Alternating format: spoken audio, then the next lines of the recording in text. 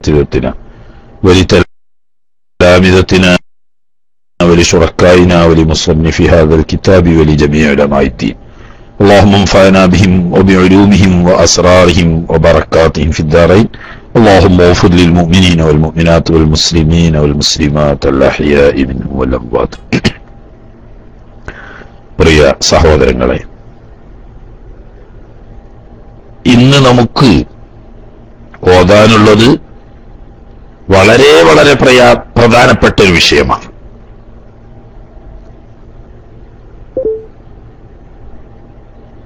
ഉലൂഹിയ്യത്ത്.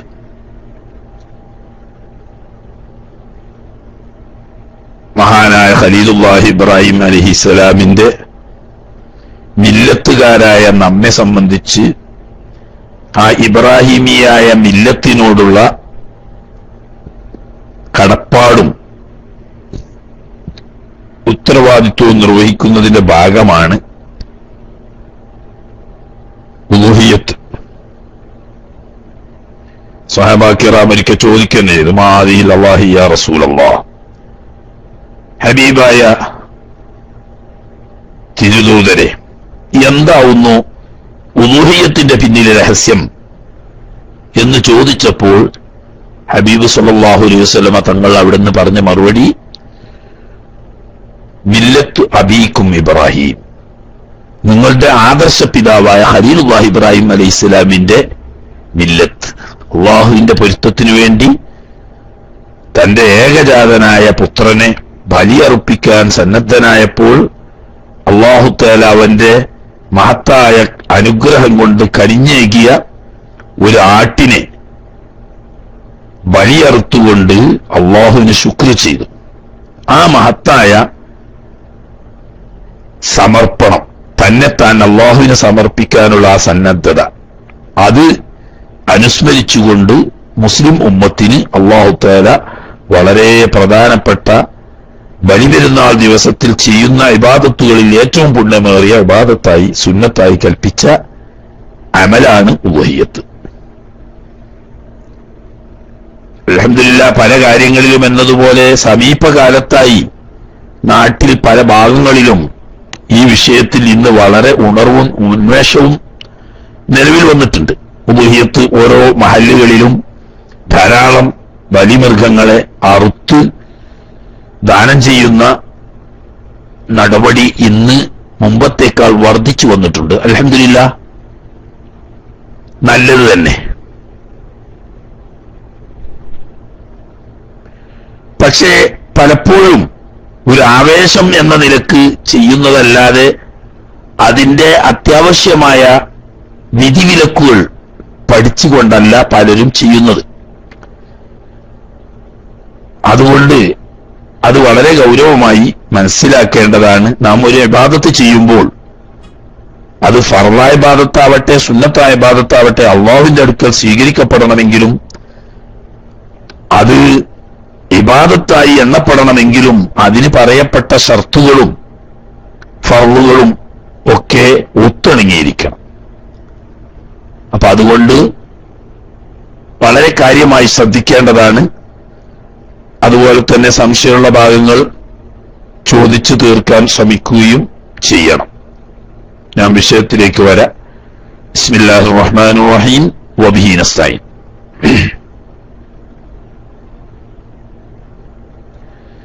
അൽ ഉലൂഹിയ്യത്ത്. ഉലൂഹിയ്യത്ത് അതിനെപ്പറ്റി മൊത്തം ചർച്ചയാണ്. ചുരുക്കിയേ പറയുന്നുള്ളൂ. സാധാരണ എപ്പോഴും പറയും പോലെ കുട്ടികൾക്ക് വേണ്ടി മദ്രസയിലെ ക്ലാസുകളിൽ പഠിപ്പിക്കാൻ വേണ്ടി തയ്യാർ ചെയ്യപ്പെട്ടതായതുകൊണ്ട് തന്നെ വളരെ അത്യാവശ്യമായ ഭാഗങ്ങൾ മാത്രമേ ചർച്ച ചെയ്യൂ.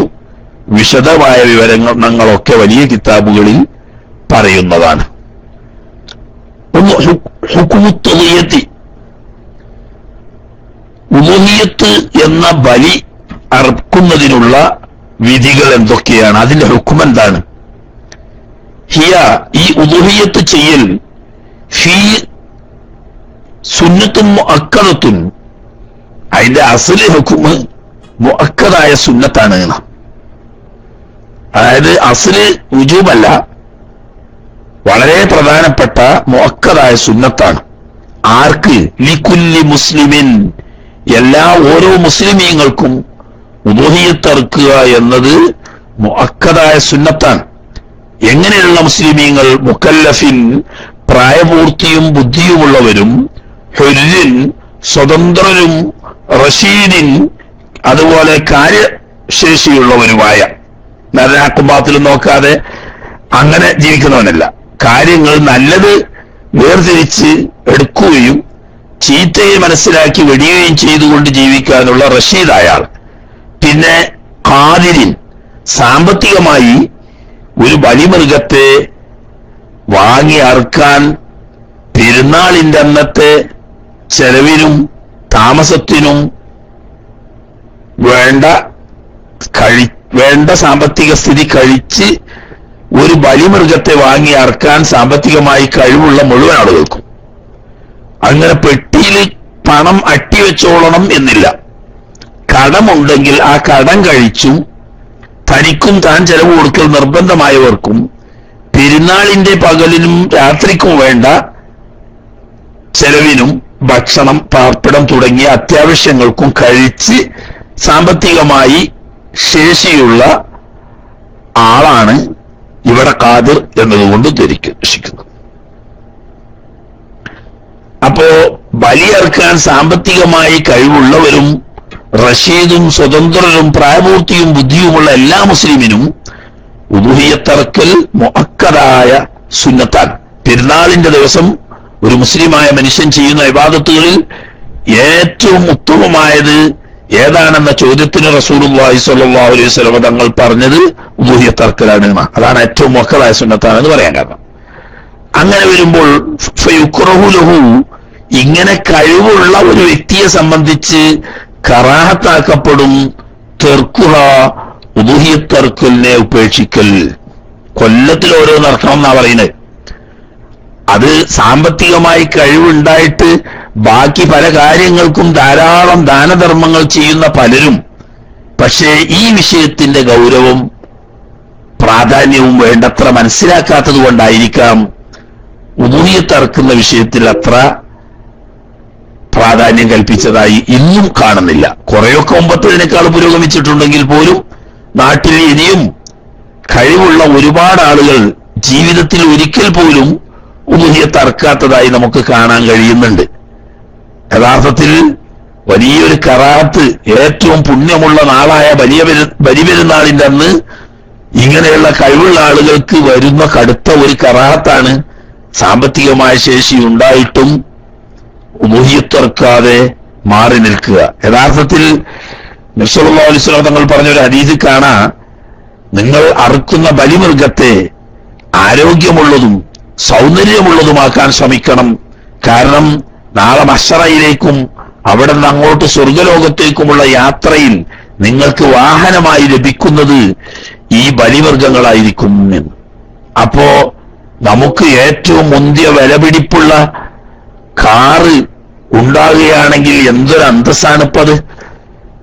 അതില്ലഞ്ഞ് സാധാരണ ഒരു കാറാണെങ്കിൽ തന്നെയും ബുദ്ധിമുട്ടിന് കുറവുണ്ടാവും.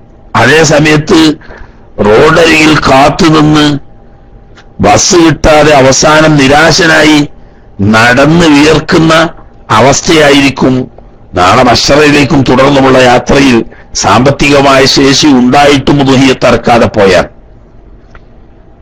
ആട്ടെ, അതിന്റെ ഹുക്കുമ അപ്പ പറഞ്ഞ് മുഅക്കദായ സുന്നത്താണ്, ചെയ്യാതിരിക്കൽ കറാഹത്താണ് എന്ന്. കഴിവുള്ളവർക്ക് കിട്ടോ, അത് സാമ്പത്തികമായി കഴിവ് എന്ന് പറഞ്ഞാൽ വലിയ ബാങ്ക് ബാലൻസ് കോടികളുള്ളവർ എന്നുള്ള അർത്ഥത്തിനല്ല. അതിനുള്ള സാമ്പത്തിക സ്ഥിതി അത്യാവശ്യമായ തന്റെയും കുടുംബത്തിന്റെയും ആവശ്യം കഴിച്ചിട്ട് ബാക്കി സാമ്പത്തിക ശേഷിയുള്ളവർക്കൊക്കെ സുന്നത്ത് തന്നെ. ഇനി ഉദുഹിയ്യത്ത് അറുക്കേണ്ട മൃഗങ്ങൾ എങ്ങനെയുള്ളതായിരിക്കണം? ഏതും അറുക്കാൻ പറ്റുമോ? അങ്ങനെ പറ്റൂലെന്നോ? വഇന്നമാ തസിഹു, എന്നാൽ ഉദുഹിയ്യത്ത് സഹിയാവുന്നത് ബിജിദ്ഇൻ, നെയ്യാടാണെങ്കിൽ ഒരു വയസ്സ് പൂർത്തിയായി രണ്ടാം വയസ്സിലേക്ക് പ്രവേശിച്ചത്, അതല്ലെങ്കിൽ പല്ലൊത്തത്, രണ്ടിനും പറയുന്ന മാലഹുസനത്തുൻ ഔ സഖത്ത മുഖദ്ദമു അസ്നാനിഹി, പല്ല് പറഞ്ഞു വന്നത് അത് പ്രായപൂർത്തിന്റെ ഒരു അടയാള. ഒരു വയസ്സ് കഴിഞ്ഞാലും മതി. അത് പക്ഷേ നെയ്യാടിന് മാത്രമുള്ള വിധിയാണ്. നമ്മുടെ നാട്ടിൽ നെയ്യാട് സാധാരണ ഇതില്ല. നമ്മുടെ നാട്ടിലുള്ളതൊക്കെ കോലാടിന്റെ വർഗത്തിൽപ്പെട്ടതാണ്. വടക്കേ ഇന്ത്യയിൽ ചിലയിടത്ത് അപൂർവമായിട്ട് നെയ്യാടിനെ കണ്ടിട്ടുണ്ട്. പക്ഷെ നമ്മളെ കേരളത്തിൽ എവിടെയും കണ്ടിട്ടില്ല.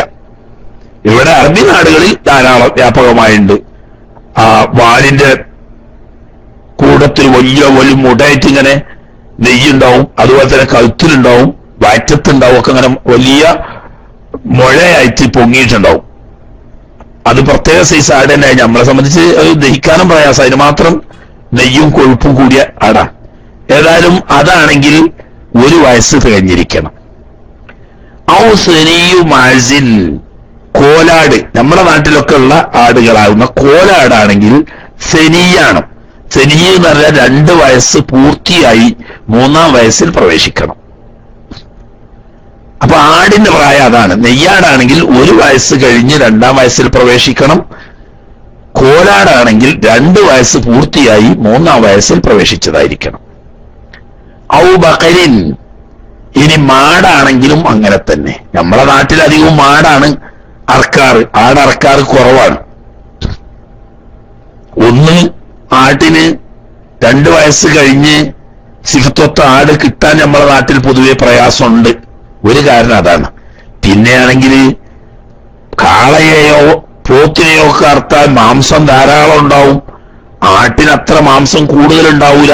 ഇങ്ങനെയൊക്കെയുള്ള കാരണം കൊണ്ടായിരിക്കാം നമ്മുടെ നാട്ടിൽ അധികവും മാടുകളെയാണ് അറക്കുക. മാടുകളാണെങ്കിലും സെനിയ് തന്നെയാണ് വേണ്ടത്.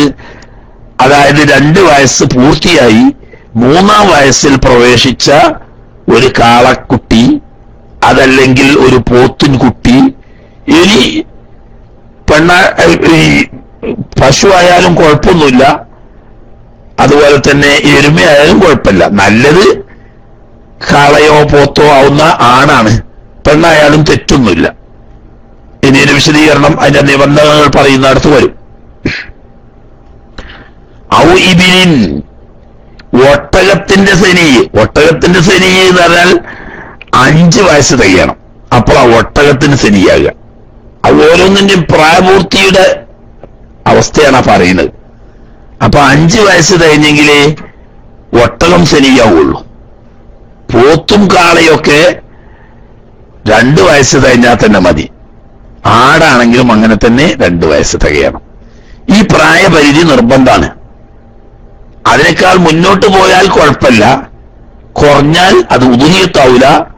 അത് പിന്നെ ഒരർത്ഥ് ധർമ്മം ചെയ്ത ഒരു സ്വതക്കത്തെ കൂലിയിട്ടും. ഉദുഹിയത്ത് എന്ന് പറയുന്ന സുന്നത്തോ പുണ്യമോ ഈ വയസ്സിൽ കുറഞ്ഞാൽ അതുകൊണ്ട് ലഭിക്കുകയില്ല. ഇനി അക്കീഖത്തിന്റെ മസലുണ്ട് തൊട്ടടുത്ത് വരുന്നത്. അവിടെയും ഈ നിയമം ബാധകമാണ്. മൃഗത്തിന് ഈ പറഞ്ഞ വയസ്സും സിഫത്തുകളും ഒക്കെ ഉദുഹിയത്തിന്റെ നിയമം തന്നെയാണ് അവിടെ. അത് തൊട്ടടുത്ത് ഇൻഷാ അല്ലാഹ് വരുന്നു. അവിടെ കൂടുതൽ മനസ്സിലാക്കാം. പക്ഷെ ഈ നിയമങ്ങളൊന്നും അവിടെ ആവർത്തിക്കൂല. ഇവിടെ പറഞ്ഞ അതേ വിധി തന്നെയാണ് അവിടെയും. ഇനി ഇങ്ങനെ ഈ പറയപ്പെട്ട മൃഗങ്ങൾ ബിനിയ്യത്തി ഉദൂഹിയത്തിന്റെ നിയ്യത്തോടു കൂടി അറക്കണം. എന്നാലേ ഉദൂഹിയത്തിന്റെ കൂലി കിട്ടുള്ളൂ. ആ ദിവസം അറുത്തു എന്നതുകൊണ്ട് ഉദൂഹിയത്താവൂല. വഹാബി പറയും പോലെ ഉദു എടുക്കുമ്പോൾ തന്നെ അറിഞ്ഞൂടെ നിസ്കരിക്കാനാണെന്ന്. പിന്നെന്തിനാ ഒരു നിസ്കാരത്തിന്റെ നിയ്യത്ത്? രാത്രി അത്താഴം കഴിക്കാൻ എഴുന്നേറ്റ് അത്താഴം കഴിക്കുമ്പോൾ തന്നെ അറിഞ്ഞൂടെ നോൽമ്പ് വിൽക്കാനാണ് എന്ന്. പിന്നെ എന്തിനാണ് ഒരു നിയ്യത്ത്? അങ്ങനെയല്ല. എന്നതുപോലെ പെരുന്നാളിന്റെ അന്നിപ്പോ ഒരു മൃഗത്തെ അറക്കുമ്പോൾ തന്നെ അറിഞ്ഞൂടെ പോയി പെരുന്നാളിന്റെ അന്നത്തെ പ്രത്യേക ഒരു അറിവായതുകൊണ്ട് അത് ഉദൂഹിയത്താണെന്ന്. അതുപോരാ. ബിനിയ്യത്തി ഉദൂഹിയത്തിന്റെ നിയ്യത്തോടു കൂടി തന്നെ അറക്കണം. എപ്പോഴായിരിക്കണം നിയ്യത്ത്? എന്തത് ബിഹിൻ, ഒരു പക്ഷേ മൃഗത്തെ അറക്കുന്ന സമയത്ത് നിയ്യത്ത് ചെയ്യാം. ഇയാൾ തന്നെ അറക്കലാ സുന്നത്ത്. അയാൾ അറക്കുകയാണെങ്കിൽ അയാളെ നിയ്യത്ത് ചെയ്ത. ഇനി മറ്റൊരാളെ ഏൽപ്പിക്കുകയും ചെയ്യാം പ്രയാസമുണ്ടെങ്കിൽ. എന്നാ പിന്നെ ഒരുപക്ഷെ ഇവൻ നിയ്യത്ത് ചെയ്യുക, മറ്റേയാൾ അറക്കുക. അതല്ലെങ്കിൽ അറക്കാൻ ഏൽപ്പിച്ച ആളെ തന്നെ നിയ്യത്ത് ഏൽപ്പിക്കുക. അയാൾ നിയ്യത്ത് ചെയ്തിട്ട് അർത്താലും മതി. അപ്പോ അറക്കുന്ന സമയത്ത് തന്നെ വേണമെന്നുണ്ടോ? അതില്ല. ഔ തഈനിൻ, അല്ലെങ്കിൽ ഉദൂഹിയത്തിനു വേണ്ടി മൃഗത്തെ നിർണയിക്കുന്ന സമയത്ത് നിയ്യത്ത് ചെയ്താലും മതി. കണ്ടോ? അപ്പൊ നിയ്യത്ത് ചെയ്യേണ്ട കോലം പറയാ. ഫയഖൂലു ഫിത്തതവ്വുഇ, സുന്നത്തായ ഉദൂഹിയത്താണെങ്കിൽ അവൻ പറയുക ബിഖൽബിഹി വുജൂബൻ, മനസ്സുകൊണ്ടാണ് പറയേണ്ടത്, അതാണ് നിർബന്ധം. എന്ത് പറയാ? ഒബിലിസാനിന്നത് നാവുകൊണ്ട് പറഞ്ഞോട്ട് കുഴപ്പമില്ല, സുന്നത്ത് തന്നെ. പക്ഷേ കൽബിലില്ലാതെ നാവുകൊണ്ട് പറഞ്ഞോണ്ട് കാര്യമില്ല. നാവുകൊണ്ട് പറയാതെ കൽബിൽ മാത്രം അയാൾ തന്നെ ഫർള് കിട്ടും. കൽബിൽ കരുതുകയും നാവുകൊണ്ട് പറയുകയും ചെയ്താൽ നല്ലതാണ്. എന്ത് പറയാ? നവയിത്തു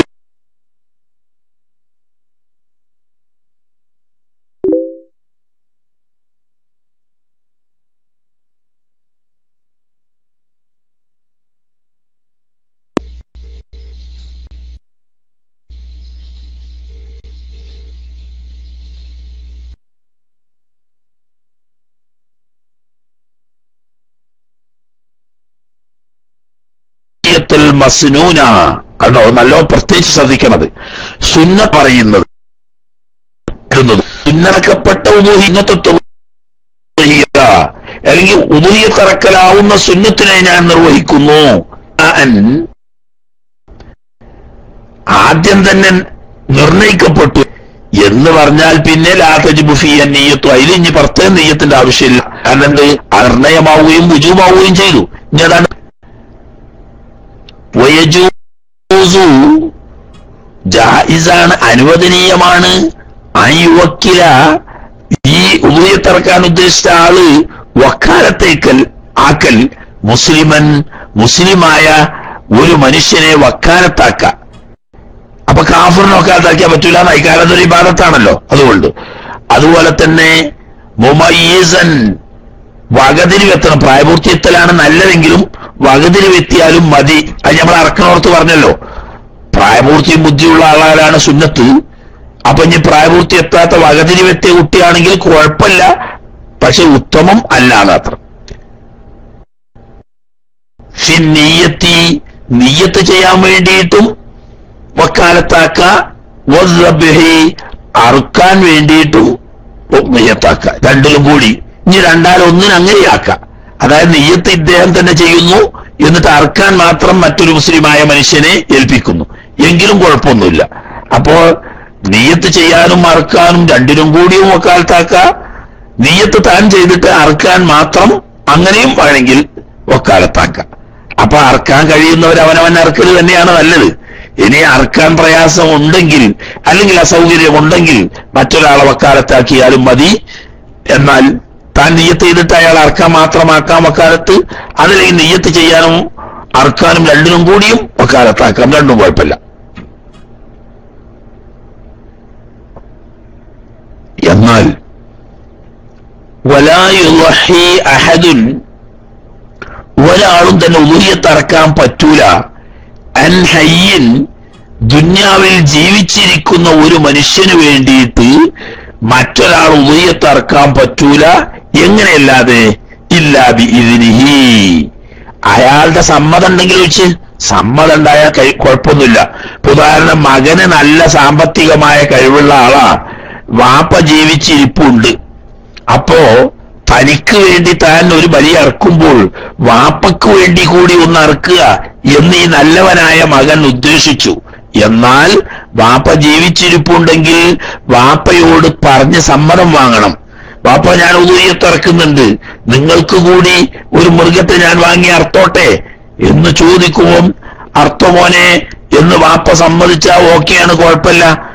അതില്ല, വാപ്പയോട് ജീവിച്ചിരിപ്പുണ്ട്, ഒരു നല്ല കാര്യല്ലേ, രണ്ടെണ്ണം വാങ്ങി, ഒന്ന് എനിക്ക് വേണ്ടിയിട്ടും ഒന്ന് എന്റെ വാപ്പക്ക് വേണ്ടിയിട്ടും ഞാൻ ഉയർത്തുന്നതിനോട് കൂടാറ്, അത് പറ്റൂല. താൻ അവിടെ ജീവിക്കുമ്പോൾ അദ്ദേഹത്തിന് കടമുള്ള കാര്യമാണ്. അപ്പൊ അദ്ദേഹത്തിന് വേണ്ടി നിങ്ങൾ ചെയ്യുകയാണെങ്കിൽ അദ്ദേഹത്തോട് അനുമതി വാങ്ങിയിരിക്കണം എന്ന്. അതിപ്പോ ജീവിച്ചിരിക്കുകയാണെങ്കിൽ. വാൻമയ്യത്തിൻ, മരണപ്പെട്ടു പോയ ഒരാൾക്ക് വേണ്ടിയിട്ട് ഉദൂഹിയത്ത് ഇറക്കാൻ പറ്റില്ല. ഇല്ലാ ബിഇസ്വാഇഹി, അദ്ദേഹം മരണത്തിന് മുമ്പ് വസിയത്ത് ചെയ്തിരുന്നെങ്കിൽ ഒഴിച്ചു. മരിക്കുന്നതിന് മുമ്പ് വാപ്പ പറഞ്ഞിനി, മോനെ, നിനക്ക് സാധിക്കുന്ന കാലത്തോളം നീ എനിക്ക് വേണ്ടി കൊല്ലത്തിൽ ഒരു ബലി മൃഗത്തെ ഉദൂഹിയത്ത് ഇറക്കണം എന്ന് മരണത്തിന് മുമ്പ് വാപ്പ വസിയത്ത് പറഞ്ഞിരുന്നു. എന്നാ കൊല്ലം തോറും അറക്കാം. അങ്ങനെ വസീയത്തൊന്നും പറഞ്ഞിട്ടില്ല. ഒരു നല്ല കാര്യല്ലേ, ബാപ്പാന്റെ പരലോക ഗുണത്തിനാവട്ടെ എന്നുള്ള നിലക്ക് ഒരു മൃഗത്തെ തനിക്ക് വേണ്ടി അർത്ഥപ്പം മരണപ്പെട്ടുപോയ ഉമ്മാക്ക് വേണ്ടി അല്ലെങ്കിൽ വഫാത്തായി പോയ വാപ്പക്ക് വേണ്ടി ഒരു മൃഗത്തെ വാങ്ങി ഉദുഹിയത്ത് അറക്കുന്നു. അത് പറ്റൂല. ഒരു പക്ഷേ വസീയത്ത് വേണം. ജീവിച്ചിരിക്കുകയാണെങ്കിൽ സമ്മതം വേണം. ഫൈൻ ഫഅല, ഇനി അങ്ങനെ സമ്മതമില്ലാതെ ജീവിച്ചിരിക്കുന്നവർക്ക് വേണ്ടിയോ വസീയത്തില്ലാതെ വഫാത്തായവർക്ക് വേണ്ടിയിട്ടോ ഉദുഹിയത്ത് അർത്താലോ ലം തസിഹ, ഉദുഹിയത്ത് എന്ന നിലക്ക് അത് സഹിയാവൂല. പിന്നെന്താ, അർത്ഥ സദഖ കൊടുക്കുന്ന കൂലി കിട്ടും. അത്രേ ഉള്ളൂ. ഒരു സുന്നത്തായ ഒരു വലിയ അർത്ഥ സദഖ ചെയ്ത സാധാരണ ഒരു ഇറച്ചി കൊടുത്ത സുന്നത്ത് കിട്ടും. ഉദുഹിയത്ത് അർത്ഥ പ്രത്യേകത അത് കിട്ടൂല. അതിന് സമ്മതം തന്നെ വേണം, അല്ലെങ്കിൽ വസീയത്ത് വേണം. ശരി, ഓരോ കാല ഒരാള് മറ്റൊരാളോട് പറയുന്നു, വഹി അന്നീ, എനിക്ക് വേണ്ടി നീ ഒരു ഉദുഹിയത്ത് അറക്കണം എന്ന് പറഞ്ഞു. അപ്പൊ എനിക്ക് വേണ്ടി നീ ഒരു ഉദുഹിയത്ത് അറക്കണം എന്ന് പറയുമ്പോൾ അതിൽ രണ്ട് കാര്യം പെട്ടു. ഒന്ന്, നീ എനിക്ക് വേണ്ടി ഒരു മൃഗത്തെ വിലക്ക് വാങ്ങണം, എന്നിട്ട് അത് എനിക്ക് വേണ്ടി അറുക്കണം എന്ന് പറഞ്ഞ അർത്ഥമായി എനിക്ക് വേണ്ടിയിട്ട് നീ ഒരു ഉദുഹിയത്ത് അറക്ക് എന്ന് പറഞ്ഞ. അപ്പോ തനിക്ക് വേണ്ടി ഉദുഹിയത്ത് അറക്കാൻ വേണ്ടിയിട്ട് ബലിമൃഗത്തെ വില കൊടുത്ത് വാങ്ങാനുള്ള കൽപ്പനയും വന്ന്, എന്നിട്ട് ആ വാങ്ങിയ മൃഗത്തെ എനിക്ക് വേണ്ടി നിയ്യത്ത് ചെയ്ത് അറക്കാനുള്ള കൽപ്പനയും വന്ന്. ഒറ്റ വാക്കേ പറഞ്ഞിട്ടുള്ളെങ്കിലും രണ്ടും അതിൽ വന്നു. അതനുസരിച്ച് ഫഫഅല, കദാലിക, ആ വ്യക്തി പറഞ്ഞതുപോലെ അദ്ദേഹത്തിന് വേണ്ടി ഈ കൽപ്പിക്കപ്പെട്ട വ്യക്തി ഉദുഹിയത്ത് അർത്താൽ സ്വഹ, അത് സഹിയാണ്. വഖഫ, അതുകൊണ്ട് ഉദുഹിയത്തിന്റെ കാര്യം മതിയാവുകയും ചെയ്യും. അപ്പൊ അവിടെ എനിക്ക് വേണ്ടിയിട്ട് വാങ്ങിയിട്ട് എന്റെ പേരിൽ നിയ്യത്ത് ചെയ്ത് അറക്കണം എന്ന് വേറിച്ച് പറഞ്ഞോളണം എന്നില്ല.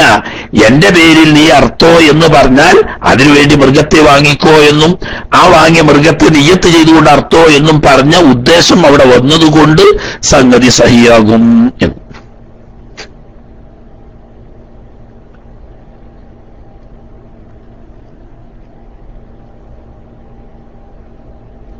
പിന്നെ രണ്ട്, ബഹീമത്തു ത്വഹിയ്യത്തി, ഉദുഹിയത്ത് അറക്കുന്ന മൃഗം. ഏതൊക്കെ മൃഗത്തിനെയാണ് ഉദുഹിയത്ത് അറക്കേണ്ടത്? അതിനുള്ള ഷർത്തുകൾ എന്തൊക്കെയാണ്? ആടായാൽ ദുന്യാവിലുള്ള ഏത് ആടിനെ ഇറക്കാൻ പറ്റുമോ? മാടാണെങ്കിൽ ഏത് മാടായാലും പറ്റുമോ? അല്ല, അതിന് ചില പ്രത്യേക നിബന്ധനകൾ ഉണ്ടെങ്കിൽ അത് ഏതൊക്കെയാണ്?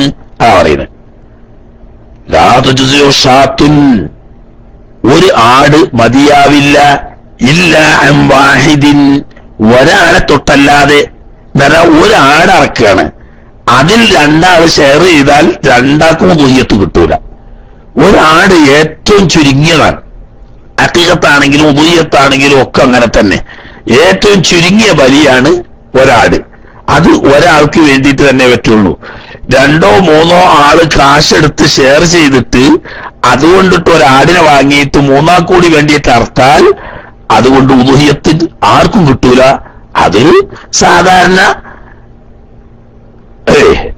ഷാത്തു ലഹ്മിൻ, ഒരു മാംസത്തിന്റെ ആട് എന്നല്ലാതെ ഉദുഹിയത്ത് എന്ന് പറയുന്ന ഇബാദത്തായി അത് മാറുകയില്ല. അപ്പൊ ആടിൽ മറ്റൊരാൾക്ക് ഷെയർ ചെയ്യാൻ പാടില്ല, ഒരാൾക്ക് തന്നെ ഒരാട് വേണം. എന്നാലോ തുജ്സിഉ, മതിയാവും, ബഖറത്തുൻ, ഒരു മാട്, ഔ ഇബ്ലുൻ, അല്ലെങ്കിൽ ഒട്ടകം മതിയാവും, അൻ സബഇൻ, 7 ആൾക്ക് വരെ മതിയാവും. എന്ന് പറഞ്ഞാൽ എല്ലാത്തിലും 7 ആളെ കൂട്ടിക്കൊള്ളണം എന്നല്ല, പരമാവധി 7 പേർക്ക് വരെ ഷെയർ ആവാം. ഒരു കാളയിൽ, അതല്ലെങ്കിൽ ഒരു പോത്തിൽ, ഒരൊട്ടകത്തിൽ 7 പേർക്ക് വരെ വേണമെങ്കിൽ ഷെയർ ആവാം എന്നാ പറഞ്ഞത്. അല്ലാതെ അങ്ങനെ ആവണം എന്നല്ല, മനസ്സിലായില്ലേ?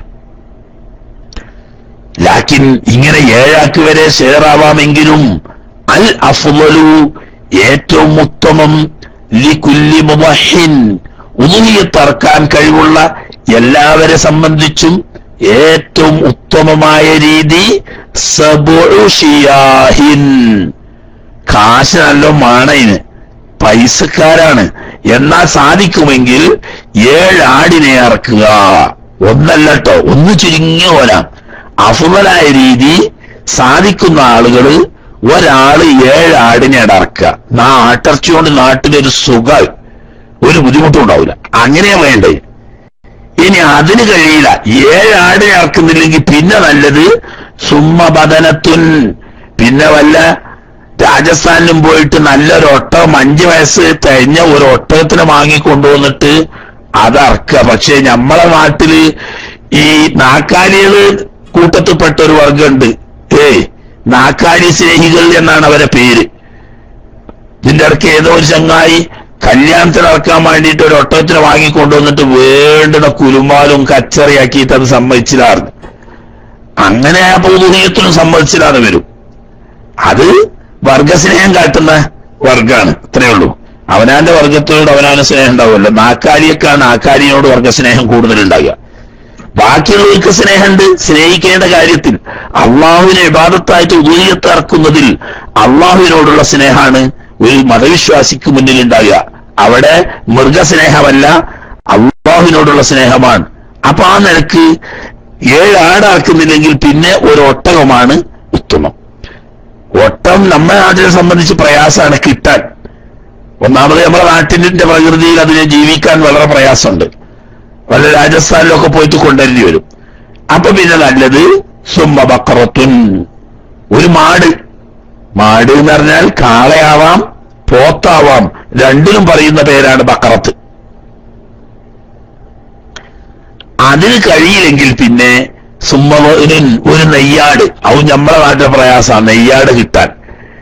എന്നാ പിന്നെ സുമ്മമാസുൻ, പിന്നെ ഒരു കോലാട്. ഈ കർമ്മാണ് അതിന്റെ ശ്രേഷ്ഠതാർത്ഥം.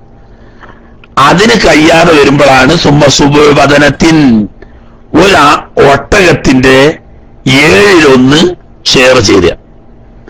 അതിനും കഴിയില്ലെങ്കിൽ പിന്നെ സുമ്മ സുബു ബഖറത്തിൻ, ഒരു മാടിന്റെ 7-1 ഷെയർ എടുക്കുക. ഇങ്ങനെയാണ് ഇപ്പൊ അതിന്റെ തർത്തീബ് വേണം. അപ്പോ അതിന്റെ ശ്രേഷ്ഠതയുടെ ക്രമം 7 ആട്, ഒരൊട്ടകം, ഒരു മാട്, ഒരു നെയ്യാട്, ഒരു കോലാട്, ഒട്ടകത്തിന്റെ 7-1, മാടിന്റെ 7-1, ഇങ്ങനെ 7 മർത്തബയാണ്. ശ്രേഷ്ഠതയിൽ 7 മർത്തബയാണ്. 1-ാം മർത്തബയിലുള്ളതാണ് ഏറ്റവും ഉത്തമം, 7-ാം മർത്തബയിലുള്ളതാണ് ഏറ്റവും ചുരുങ്ങിയത്. 7 ആടർക്കുക എന്നുള്ളതാണ് 1-ാം മർത്തബ. അത് കഴിഞ്ഞാൽ ഒരു ഒട്ടകം ഇറക്കുക എന്നുള്ളത്. അത് കഴിഞ്ഞാല് ഒരു മാടിനെ ഇറക്കുക. അത് കഴിഞ്ഞിട്ട് പിന്നെ നെയ്യാടിനെ ഇറക്കുക. അതിനും താഴെയാണ് കോലാട്. അതിന് കഴിയൂലെങ്കിൽ പിന്നെ ഒട്ടകത്തിന്റെ 7-1, അല്ലെങ്കിൽ പിന്നെ ഒരു മാടിന്റെ 7-1. അതിൽ കുറഞ്ഞ ഉദൂഹിയത്ത് ഇല്ലതാനും. 7 ആളുകൂടെ അർത്തു, ഒരാളുകൂടി ചേർന്നുകൂടി 8 ആളുകൂടിയിട്ട് ഒരു പോത്തിനർത്തു, അല്ലെങ്കിൽ ഒരു കാളനർത്തു. എന്നാലോ ആർക്കും കൂലി കിട്ടൂല. 8ാമത്തോനെന്നല്ല, ആർക്കും കിട്ടൂല. ഉദൂഹിയത്തിന് തന്നെ അല്ലാതാവും. അപ്പൊ പരമാവധി ഒരു മാടിൽ 7 ആൾക്ക് മാത്രമേ കൂറാവൂ. എന്നാൽ 7 തന്നെ വേണമെന്നുണ്ടോ? അതില്ല. 2 ആള് കൂടിയിട്ടൊരു മാടിനർത്ത്, നല്ല തന്നെ പൗജ്യം ആയിക്കോട്ടെ. അല്ലെങ്കിൽ ഞാൻ 4 ആള് കൂടിയിട്ടൊന്നിനർത്ത്, എന്നാലും കുഴപ്പമില്ല. 7 വരെ പരമാവധി ആവാം എന്നതുകൊണ്ട് 7 ആവണം എന്നതിനർത്ഥമല്ല. 2 ആളോ 3 ആളോ 4 ആളോ 5 ആളോ ഒക്കെ കൂടിയിട്ട് എന്താ ഇറക്കാം? ഒരു മോരിയെയോ പോത്തിനെയോ ഇറക്കാം. പരമാവധി പോയാൽ 7 ആൾക്ക് വരെ ഷെയർ ഇറക്കാൻ പറ്റുള്ളൂ, 8ാമത്തെ ആൾക്ക് കൂടാൻ പറ്റൂല എന്നാ പറഞ്ഞതിനർത്ഥം. ഇനി വശുരിത്ത, ഷർത്താക്കപ്പെടും, കൗനുഹ,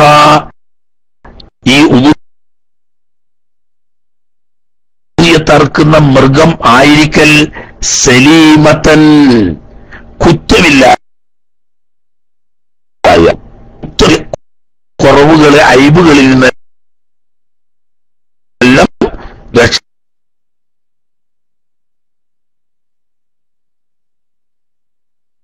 രക്ഷപ്പെട്ടതാകുക നിയമണം. അതോടുകൂടി സ്വയം ആരോഗ്യമുള്ളതുമായിരിക്കണം. മൃഗമാവൽ ഷർത്താണ്. ഇനി പറയും കുറ്റങ്ങൾ എന്തൊക്കെയാണ്. അതുപോലെ ഇറച്ചിയൊട്ട കൂലിയിട്ടൊന്നല്ല, അത് ഉദൂഹിയത്തിന്റെ പ്രതിഫലം കിട്ടൂല. അപ്പൊ ഞാൻ അതിന്റെ വിശദീകരണം. അപ്പൊ ഉദൂഹിയത്തർക്കാൻ മതിയാവുകയില്ല. പാഴച്ച മെലിഞ്ഞൊട്ടിയത്.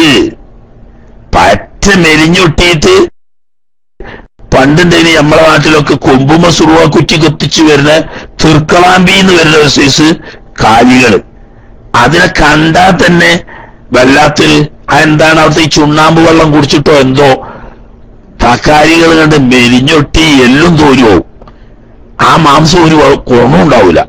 മാംസം വളരെ കുറവായിരിക്കും മാത്രല്ല ഉള്ള മാംസം എന്തുണ്ടാവില്ല, കൊഴുപ്പുണ്ടാവില്ല, കടിച്ചാൽ പറ്റൂല. ഇതിങ്ങനെ റബ്ബർ പോലെ അങ്ങോട്ടും ഇങ്ങോട്ടും വലിഞ്ഞുകൊണ്ടിരിക്കും. അങ്ങനെ അജ്ഫാ മെലിഞ്ഞൊട്ടിയത് അത് ഊഹ്യത്തറക്കാൻ പറ്റൂല.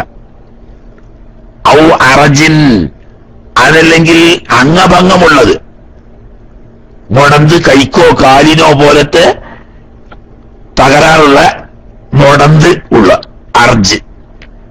ഔ അവരിൻ അല്ലെങ്കിൽ ഒറ്റക്കണ്ണ് അവറാളുടെ കണ്ണൊട്ടിയത്. തീരെ പൊട്ടിയത് ആയിക്കോളുന്നില്ല, ഒരു കണ്ണൊട്ടിയതാണെങ്കിലും മൈബാണ്.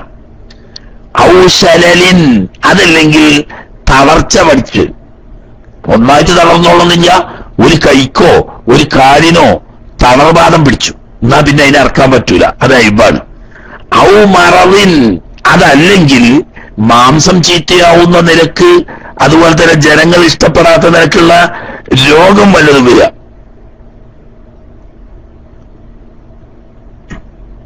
ഇല്ലം തുസറഫിൽ ഇത്തിലാഫി ഔ അക്സറുഹ ഇൻ അസ്സറത്ത്, എന്നാൽ ആ ശരീരത്തിൽ ആകെ രോഗം പിടിച്ചത്. അതല്ലെങ്കിൽ അതിന്റെ ആരോഗ്യത്തെ ക്ഷയിപ്പിക്കുന്ന നിരക്കുള്ള രോഗം ബാധിച്ചത്.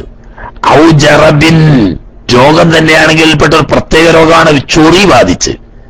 ചൊറി പിടിച്ച മൃഗം, അതിന് ഇറച്ചൊക്കെ നല്ലോണ്ട്, കാഴ്ചയ്ക്കല്ല ആരോഗ്യമുണ്ട്, എന്നാലും പറ്റൂല. കാരണം ഈ ചൊറി പിടിച്ച മൃഗത്തിന്റെ മാംസം ആളുകൾക്ക് വെറുപ്പാണ്ടാകുക. ഇനി ഹാമിലുൻ ഗർഭമുള്ള പശു, എരുമ, ആട് പോലത്തതിനെ അറക്കുമ്പം ഗർഭമുണ്ടെങ്കിൽ അത് ഊഹ്യത്തറക്കാൻ പറ്റൂല. കാരണം ആ മാംസം ചീത്തയായിട്ടുണ്ടാവും ഗർഭാവസ്ഥയിൽ. അതാ എന്ന് മാത്രം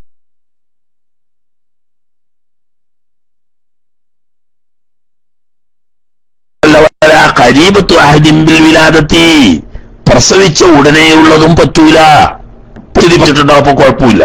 പെണ്ണ് പറ്റായില്ല, അത് ഉടനെയുള്ളതാണെങ്കിലോ പറ്റൂല, അത് ഐബാണ്. ഇങ്ങനെ അപ്പൊ എന്ത് പറഞ്ഞു? പറ്റ മെലിഞ്ഞൊട്ടിയത്, അല്ലെങ്കിൽ കൈകാലുകൾക്ക് മുടന്ത് ബാധിച്ചത്, അല്ലെങ്കിൽ ഒറ്റക്കണ്ണുള്ളത്, അവയവങ്ങൾക്ക് കുഴച്ചിൽ തളർച്ച ബാധിച്ചത്, ശരീരമാകെ രോഗം ബാധിച്ചത്, ചൊറി പിടിച്ചത്, ഗർഭിണിയായത്, പ്രസവിച്ചുടനെയുള്ളത്, ഇതൊന്നും ഉദയത്തറക്കാൻ പറ്റൂല. അതുപോലെ തന്നെ വലാമാ ഉബീന ഉദ്നുഹ ബാമുദ്നിഹ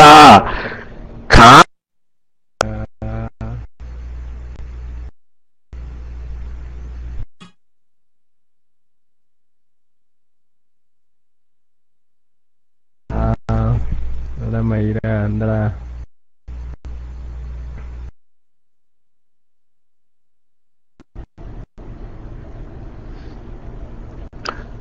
ഓരോരുത്തരുടെ കൃഷി വേർതിരിച്ചറിയാൻ വേണ്ടിയിട്ട് ഈ ബലിമൃഗങ്ങളുടെ ഈ മൃഗങ്ങളുടെ ശരീരത്തിൽ ചില അടയാളം വെക്കും. ആ കൂട്ടത്തിൽ ചില ആളുകൾ ചെയ്യുന്നതാണ് അവയുടെ കാത് അല്പം മുറിച്ചെടുക്കുക. ഒരു കഷ്ണം അവിടെ മുറിച്ചെടുത്തു, എന്നാൽ അത് പിന്നെ എന്തിനു പറ്റൂല? ഉദയത്തറക്കാൻ പറ്റൂല. അതേസമയത്ത് കീറി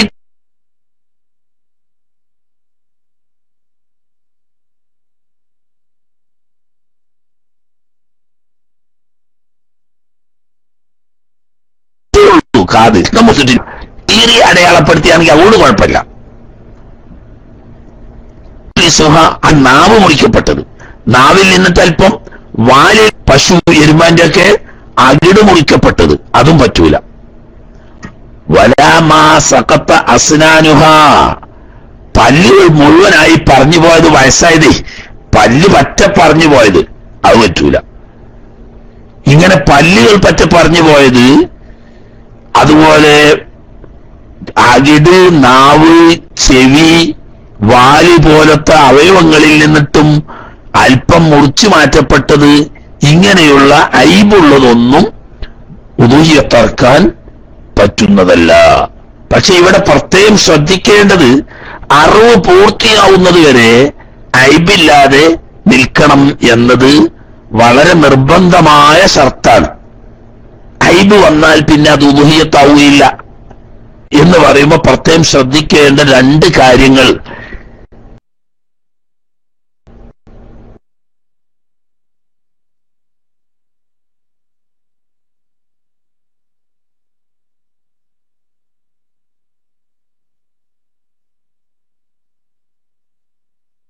ഒന്ന്, പൊതുവിൽ നമ്മൾ ഉദൂഹിയത്തറക്കാം ആകുമ്പോൾ ഇപ്പം ഒടിഞ്ഞു പോയാൽ ആ മൃഗത്തെ പിന്നെ ഉദൂഹിയത്തറക്കാം.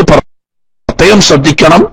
അറിവുകാര് പണിക്കാര് അത്തരം കാര്യങ്ങളൊന്നും ശ്രദ്ധിക്കൂല. കാശ് മുടക്കുവാൻ ശ്രദ്ധിക്കണം. ഇത് വീഴുന്ന വീഴ്ചയിൽ അതിന്റെ വാരിയല് പൊട്ടിപ്പോയി, അതല്ലെങ്കിൽ കയ്യോ കാലോ പൊട്ടിപ്പോയി, അല്ലെങ്കിൽ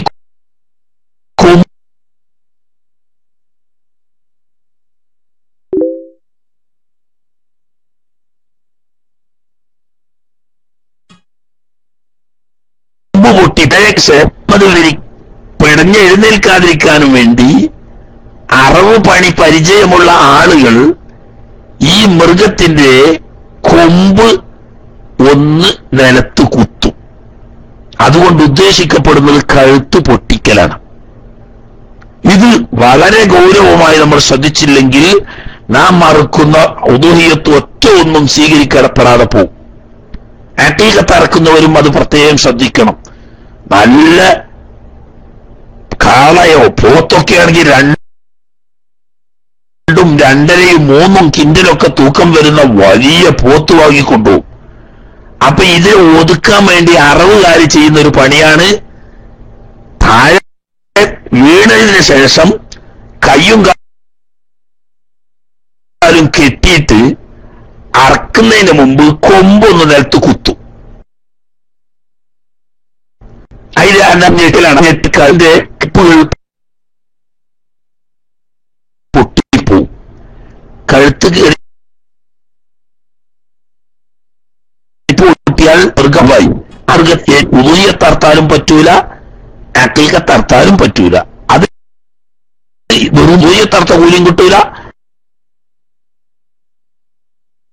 അഖീഖത്തറത്ത കൂലിയും കിട്ടൂല. അത് പ്രത്യേകം ശ്രദ്ധിക്കേണ്ടതാണ്. ഈ രണ്ട് കാര്യങ്ങളും താഴെ വീഴുമ്പോൾ അരി പൊട്ടിപ്പോവുക, കയ്യോ കാലോ പൊട്ടിപ്പോവുക, പൊട്ടുപോവുക, യാതൊരു അസംബ്ലാണ്. വീണ്ടും ഉദൂഹിയത്തായും അഖീഖത്തായും പറ്റൂല. അറക്കൊട്ടിയാൽ കഴുത്ത് ഞെട്ടിച്ച് കൊമ്പ് താഴെ കുത്തുന്ന സ്വഭാവം അറവ് പണിക്കാർക്കുണ്ട്. അങ്ങനെ ചെയ്താൽ കഴുത്തിന്റെ എല്ല് പൊട്ടി ആ മൃഗം ഉദൂഹിയത്തും മറക്കാൻ പറ്റാത്തതാകും. ഇത് രണ്ടും ഉദൂഹിയത്തും അഖീഖത്തും മറക്കുന്ന എല്ലാ സ്നേഹിതന്മാരും ഗൗരവമായി ചിന്തിക്കണം. ഇല്ലെങ്കിൽ നമ്മുടെ കാശ് നാം ചെയ്യുന്ന അമലും ഫലപ്രദമല്ലാതെ പോകും എന്ന കാര്യം പ്രത്യേകം ശ്രദ്ധിക്കുക. കട്ടുവരുന്നോ? ആഹാ, എന്താപ്പ് കട്ടുവരുന്നു എന്നാ ഉസ്താദ് പറയുന്നത്. ഏതായാലും ഞാൻ മതിയാക്കുവാണ്. സമയമായും ചെയ്തിട്ടുണ്ട്. ഇനി പറഞ്ഞ അങ്ങോട്ട് തിരിയില്ല. ഒരു വീഡിയോ ഉള്ളൂ. പിന്നെ ബാക്കിയുണ്ട്. ഉദൂഹിയത്തുമായിട്ട് ബന്ധപ്പെട്ട നിയമങ്ങൾ കുറെ കൂടി ഉണ്ട് പറയാൻ.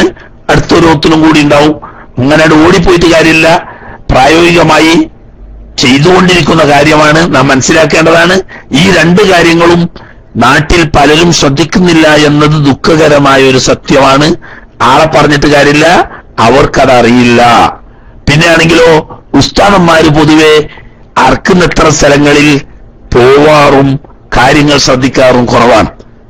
സാധാരണക്കാരേക്കാരുണ്ടാകുക, ഓർക്കിതൊന്നും അറിയില്ല. അറിവുകാർ എന്ന് പറഞ്ഞാൽ അങ്ങനത്തെ ഒരു വർഗാണ്. അവര് എന്തെങ്കിലുമൊക്കെ കാട്ടിക്കൂട്ടും. നമ്മൾ 10,000 മുടക്കി വലിയൊരു പുണ്യകർമ്മം ചെയ്യുക എന്ന ഉദ്ദേശത്തോടു കൂടി ഇറങ്ങിയത് ആകെ കൊളാവും. അതുകൊണ്ട് മൃഗത്തെ കെട്ടി തള്ളിയിടുന്ന സമയത്ത് കൈകാലുകൾക്കോ കൊമ്പിനോ വാരിയെല്ലിനോ പരിക്ക് പറ്റി അപകടം സംഭവിക്കാതിരിക്കാനും അറക്കാനെ കഴുത്തിന്റെ കെണിപ്പ് പൊട്ടി അപകടം വരാതിരിക്കാനും പ്രത്യേകം ശ്രദ്ധിക്കണം. ഇങ്ങനെയുള്ള അയ്ബുകൾ സംഭവിച്ചാൽ അത് അറവ് സഹിയായി അറവ് പൂർത്തിയാവുന്നതിന്റെ ഇടയ്ക്ക് എപ്പോ സംഭവിച്ചാലും ആ മൃഗത്തെ പിന്നെ ഉദൂഹിയത്തായി പരിഗണിക്കപ്പെടുകയില്ല എന്ന കാര്യം എല്ലാവരും മനസ്സിലാക്കുക. ഇനി വല്ലഫ്ളു ഉദൂഹിയത്തറക്കുന്ന മൃഗത്തിൽ ഏറ്റവും ഉത്തമം ദക്കറുൻ ആണായിരിക്കലാണ്. എന്ന് പറഞ്ഞാൽ ആട് പെണ്ണാടിനെയും അറക്ക ആണാടിനെയും അറക്ക, ഐബില്ല ഞാൻ മതി. പക്ഷേ കൂട്ടത്തിൽ ഉത്തമം ആണാട. അതുപോലെ തന്നെ പശുവിനെയും അറക്കാം കാളയെയും അറക്കാം, ഐബില്ലാതിരുന്നാ മതി. പക്ഷേ പശുവിനെ അറക്കുന്നതിനേക്കാൾ ഉത്തമം കാളയെ അറക്കുന്നതാണ്. എന്നതുപോലെ എരുമയെയും അറക്കാം പോത്തിനെയും അറക്കാമെങ്കിലും പോത്താണ് എരുമയേക്കാൾ നല്ലത്. ഐബില്ലാഞ്ഞാൽ ആണും പെണ്ണും രണ്ടും അറക്കാൻ പറ്റും.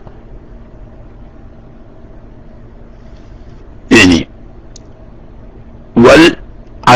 പിന്നെ ആണായതിന്റെ പുറമെ ജമീലുൻ കാണാൻ നല്ല സൗന്ദര്യമുള്ള അഴകുള്ള മൃഗം, അതിന് പൈസ കൂടും, ആയിക്കോട്ടെ. ഉദൂഹിയത്തിന്റെ അർത്ഥവും ഇഷും വലിപ്പമുള്ളത് അള്ളാഹുവിന് സമർപ്പിക്കുക എന്നതാണ്.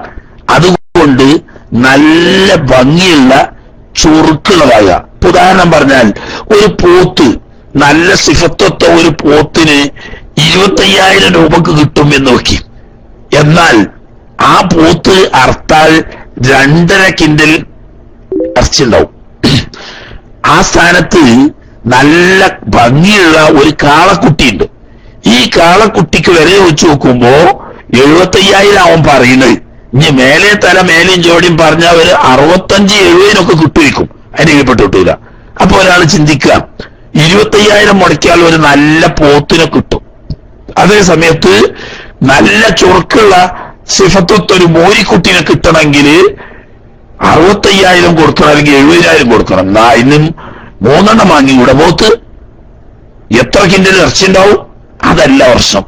ഇവിടെ ഈ 75,000 കൊടുത്തിട്ട് നല്ല ഭംഗിയുള്ള ഈ കാളക്കുട്ടിയെ അറക്കലാണ് പോത്തിനറക്കുന്നതിനെക്കാട്ടിലും നല്ലത്. അപ്പൊ കാണാൻ ചൊറുക്കു വിലയും കൂടുതലുള്ളത്.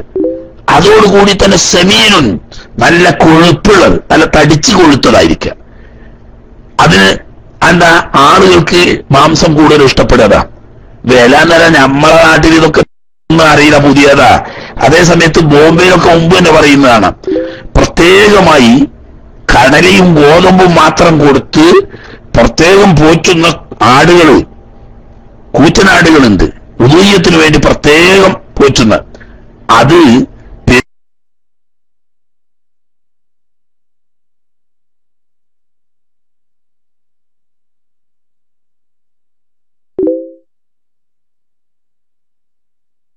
പെരുന്നാളിന്റെ ഷർട്ട് വേണ്ടി. അപ്പൊ നോക്കുക, ഈ 2 ലക്ഷം 1.5 ലക്ഷം 1 ലക്ഷം ഒക്കെ കൊടുത്തിട്ട് വാങ്ങിയ ആടിന് അർത്ഥ ഒരു 25-20 കിലോ ഇറച്ചി ഉണ്ടാവുള്ളൂ. ആ പൈസ ഉണ്ടെങ്കിൽ 10 കിൻഡൽ ഇറച്ചിനേക്കാളും കൂടുതലുള്ള പോത്ത് കിട്ടൂലേ? അതല്ല പ്രശ്നം അർത്ഥം. ഇവന് ഏറ്റവും വിലപിടിപ്പും സൗന്ദര്യവും ഉള്ളത് ഇഷ്ടപ്പെട്ടതും ഏതോ അതാണ് ഏറ്റവും അഫ്ളൽ. കാരണം അള്ളാഹുവിന് വേണ്ടി ദാനമാക്കുക, ബലിയാക്കുക എന്ന അർത്ഥം അതാണ് കൂടുതൽ. അതോടുകൂടി തന്നെ അക്രന നല്ല കൊമ്പുള്ളതും ചൊർക്കുള്ളതും ആവുക. അബിയല്ല അതന്നെ ഏറ്റവും നല്ലത് വെളുപ്പ് നിറത്തിലുള്ളതാണ്. വെളുപ്പ് നിറത്തിലുള്ളതെന്ന് പറഞ്ഞാൽ ഇപ്പൊ ആടോ മോയോ ഒക്കെ ഉണ്ടാവുള്ളൂ. പോത്തിന്റെ കൂട്ടത്തിൽ സാധാരണ വെളുത്തതില്ല. എന്നാലും പേരിന് നാടന്മാര് പറയലുണ്ട് പാലം പോത്ത് എന്ന് പറഞ്ഞിട്ട്. പോത്തിന്റെ കൂട്ടത്തിൽ കറുപ്പ് കുറഞ്ഞിട്ട് അല്പം വെളുപ്പ് നിറല്ല, അങ്ങനത്തെ കിട്ടുമെങ്കിൽ അതാണ് ഏറ്റവും നല്ലത്. മനസ്സിലായില്ലേ? ഏറ്റവും നല്ലത് വെളുപ്പ് നിറത്തിനുള്ളതാണ്. കറുപ്പ് ഏറ്റവും താണതാ. മനസ്സിലായില്ലേ? കറുപ്പ് ഏറ്റവും നല്ലത് വെളുപ്പ്. അത് കഴിഞ്ഞാൽ ഫാഫർ, കരിമ്പൻ എന്നാണ് അതിന്റെ നാടൻ ഭാഷയിൽ പറയാം. എന്ന് പറഞ്ഞാൽ വെളുപ്പുണ്ട്, കൂട്ടത്തിൽ കുറേശ്ശെ കറുപ്പ് അവിടെ ഉണ്ടാവും. അത് കഴിഞ്ഞാൽ പിന്നെ ചുമപ്പാണ്, ചുവന്ന മൃഗം. ഏറ്റവും താഴെ പടിയിലാണ് കറുപ്പ്, നിറത്തിന്റെ അടിസ്ഥാനത്തിൽ. മനസ്സിലായില്ലേ? അപ്പോ നിറത്തിൽ പോലും മഹത്വം ഏറിയും കുറഞ്ഞുമിരിക്കും. അത് കഴിഞ്ഞാൽ അസ്ഫറ മഞ്ഞ, വെളുപ്പും കറുപ്പൂടി കൂടിയിട്ടുള്ള കരിമ്പൻ, അതുപോലെ തന്നെ മഞ്ഞ നിറം, പിന്നെ ചുമപ്പ് നിറം, പിന്നെ കുറച്ച് ചുവപ്പും കറുപ്പൂടി ഉള്ളത്, പിന്നെ തനി കറുപ്പ്. ഇങ്ങനെ അപ്പം നിറം കൊണ്ടും കൊമ്പുകൊണ്ടും തടിച്ച കൊഴുപ്പ് കൊണ്ടും കാഴ്ചക്ക് സൗന്ദര്യം കൊണ്ടും ഒക്കെ മെച്ചപ്പെട്ടത് നോക്കി അർക്കൽ അഫ്ദലാണ്. ഇനി ഉദൂഹിയത്ത് അർത്താൽ ആർക്ക് കൊടുക്കണം, എങ്ങനെ കൊടുക്കണം, ഫർളായതാണെങ്കിൽ അതിന്റെ നിയമം എന്താണ്, സുന്നത്താണെങ്കിൽ അതിന്റെ നിയമം എന്താണ്, തുടങ്ങിയ വിഷയങ്ങൾ ഇൻഷാ അല്ലാഹ് ഇനി നാളെ ഓതാം. ഇന്നിപ്പോ തന്നെ അതിനിപ്പോ അസ്ർ നിസ്കാര ബാങ്ക് വളരെ നേരത്തെ ആകുന്നത് കൊണ്ട് കുറച്ച് നേരത്തെ നിർത്താതെ നിർബന്ധിതരാകും. ഇന്നലത്തേക്ക് സമയം നോക്കാതെ അങ്ങനെ പോയി അവസാനം ബാങ്ക് കൊടുക്കാൻ തുടങ്ങിയപ്പോഴാണ് സമയം കഴിഞ്ഞ കാര്യം ഓർമ്മ വന്നത്. അതുകൊണ്ട് കുറച്ച് 5 മിനിറ്റ് മുമ്പ് നിർത്തണം, അല്ലാതെ സമയം പുറത്താ. അപ്പൊ വളരെ അത്യാവശ്യപ്പെട്ട എന്തെങ്കിലും കാര്യങ്ങൾ ചോദിക്കാനുള്ളവരൊക്കെ ചോദിക്കുക. തന്നെയല്ല, ഉദൂഹിയത്തിന്റെ വിവരങ്ങൾ ബാക്കി പറയാറുണ്ട്. അതുകൂടി ഇൻഷാ അല്ലാഹ് നാളെ ഓതിയെങ്കിലേ ഉദൂഹിയത്തിനെ സംബന്ധിച്ചുള്ള പൂർണ്ണ വിവരം ആവുകയുള്ളൂ. അതെ, ഇനി കുറച്ചു നേരം നമ്മളങ്ങനെ സുആലും ജവാബുമായിട്ട് പോയി നോക്കുക. അല്ലാഹു സുബ്ഹാനഹു വ തആല കബൂലാക്കുമാറാകട്ടെ.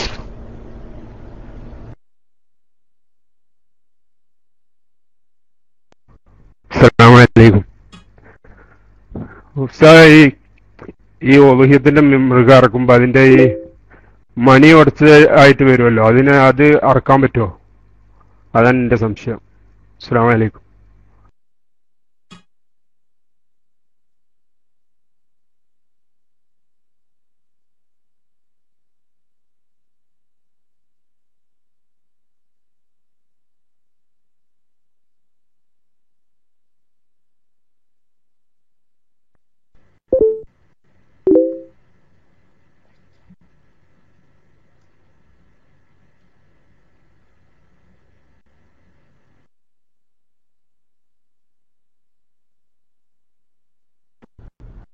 പറയുന്നതിന്റെ ഇടയിൽ ആരാ ചാടിയിട്ടാണെങ്കിൽ ഒച്ചയില്ല, അതാ പ്രശ്നം. അപ്പോ മണി ഉടച്ച കാള, പോത്ത്, ആട് എന്നിവയെ അറുക്കൽ ഹലാലാണ്, ഉദൂഹിയത്തറക്കാൻ പറ്റും. എന്നാൽ ഉടക്കാത്തതാണ് ഉടച്ചതിനേക്കാൾ അഫ്ദൽ. ഇപ്പൊ നമ്മൾ പറഞ്ഞില്ലേ, വെള്ളയാണ് അല്ലാത്തതിനേക്കാൾ അഫ്ദൽ, വെള്ളമില്ലാത്ത അർത്താൻ പറ്റുമല്ലോ എന്നതുപോലെ ഉടക്കാത്തതാണ് കൂടുതൽ അഫ്ദൽ. പക്ഷെ ഉടച്ചതായതുകൊണ്ട് കുഴപ്പമില്ല, സഹിയാവും.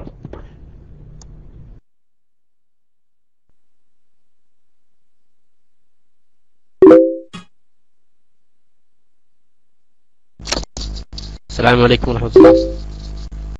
ഉസ്താദേ, ഇപ്പം നമ്മളെ മാടിനെ അറക്കുമ്പോൾ 7 പേര് കൂടണമെന്നല്ലേ, 7 പേര് കൂടി അറക്കാവുന്നുണ്ട്. ഇനി ആ മാടിനെ വാങ്ങിച്ചിട്ട് ഒരാൾ ഉളുഹിയത്തിന് മറ്റൊരാള് ആക്കുകയും മറ്റൊന്നും അല്ലാതെ കരുതി, അങ്ങനെ ആയ ഉളുഹിയത്തായിട്ടാണ് കൂടി 7 പേര്, ഒരാൾ മാത്രമേ ഉളുഹിയത്തായി കളഞ്ഞിട്ടുള്ളൂ, ബാക്കി ഒരാൾ അക്കീക അറക്കാൻ തീരുമാനിച്ചു. ബാക്കി മറ്റൊന്നൊന്നും സാധാരണ രീതിയിൽ അവർ മാംസം എടുക്കാൻ വേണ്ടി തീരുമാനിച്ചു. അങ്ങനെ ആയാൽ അത് ശരിയാവോ? അസ്സലാമു അലൈക്കും.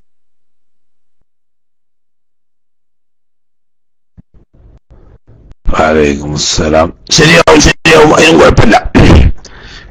7 ആൾക്ക് വരെ പരമാവധി ഒരു മൃഗത്തിൽ ഷെയർ ആവാം. അതിൽ ഒരാള് ഉദൂഹിയത്തും മറ്റൊരാളെ അക്കീകത്തും ഇനി വേറൊരാള് മാംസത്തിന്റെ ഉദ്ദേശം ഒക്കെ ആണെങ്കിൽ അതിനൊന്നും കുഴപ്പമില്ല. പക്ഷെ എന്ത് വേണം, 7 ഒരു ഭാഗത്തിനേക്കാൾ കുറയാൻ പാടില്ല. അങ്ങനെ വരുമ്പോ അല്ലാതെ ഒരു മൃഗം ഉദൂഹിയത്തിറക്കുമ്പോൾ അതിൽ കൂടുന്ന പോലെ എല്ലാവരും ഉദൂഹിയത്ത് ഉദ്ദേശിച്ചോളം എന്നില്ല. ഇനി ഒരാൾക്ക് തന്നെ ഒരു മൃഗത്തെ, ഉദാഹരണം ഒരു പോത്തിനെയോ ഒരു കാളയെയോ അറക്കുകയാണെങ്കിൽ അതിൽ ഉദൂഹിയത്തും കരുതാ, കൂട്ടത്തിൽ അക്കീക്കത്തും കരുതാ. ഉദാഹരണം പറയാ, 2 കുട്ടികളുണ്ട്, കുട്ടിക്ക് അക്കീക്കത്ത് അറുത്തിട്ടില്ല. ഇയാളിപ്പോ കരുതി ഒരു പോത്തിനെ വാങ്ങിയിട്ട് 2 കുട്ടികൾക്കുള്ള അക്കീക്കത്തും കരുതി, ബാക്കിയുള്ളത് ഉദൂഹിയത്തും കരുതി. അങ്ങനെയും പറ്റും. ഒരാൾ തന്നെ ഒന്നിലധികം ആവശ്യത്തിന് വേണ്ടിയിട്ട് ഉദ്ദേശിക്കാം. അതിൽ തന്നെ ഒരു ഇറച്ചിന്റെ ആവശ്യത്തിന് നേരി എന്നാലും കുഴപ്പമില്ല. മനസ്സിലായില്ലേ? 7 ഒരു വിഹിതത്തേക്കാൾ കുറയാൻ പാടില്ല എന്നല്ല, അതെ ഈ 7 ആളുകളും ഒരു ഉദ്ദേശക്കാരായിക്കോ.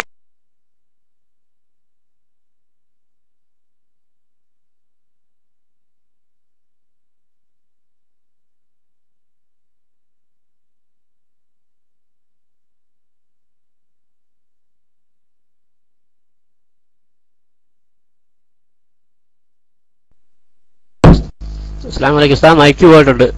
പിന്നെ ഒരു വിവരം പറയാൻ വേണ്ടി വിളിച്ച അവസാനം കട്ടായി. പിന്നെ എന്റെ ഒരു സുഹൃത്ത്, നമ്മളെ പ്രവർത്തകന്റെ സുഹൃത്തിന്റെ സഹോദരിയും കുടുംബം കൂടെ സ്കൂട്ടറിൽ പോകുന്ന സമയത്ത് വണ്ടി ഇടിച്ച് ആക്സിഡന്റ് ആയി. കുട്ടിയുടെ കാലിലും അധികവും മുറിവായി. അങ്ങനെ ഹോസ്പിറ്റലാണ്. ദുആ ചെയ്യാൻ വസിയത്ത് ചെയ്തിട്ടുണ്ട്. അസ്സലാമു അലൈക്കും.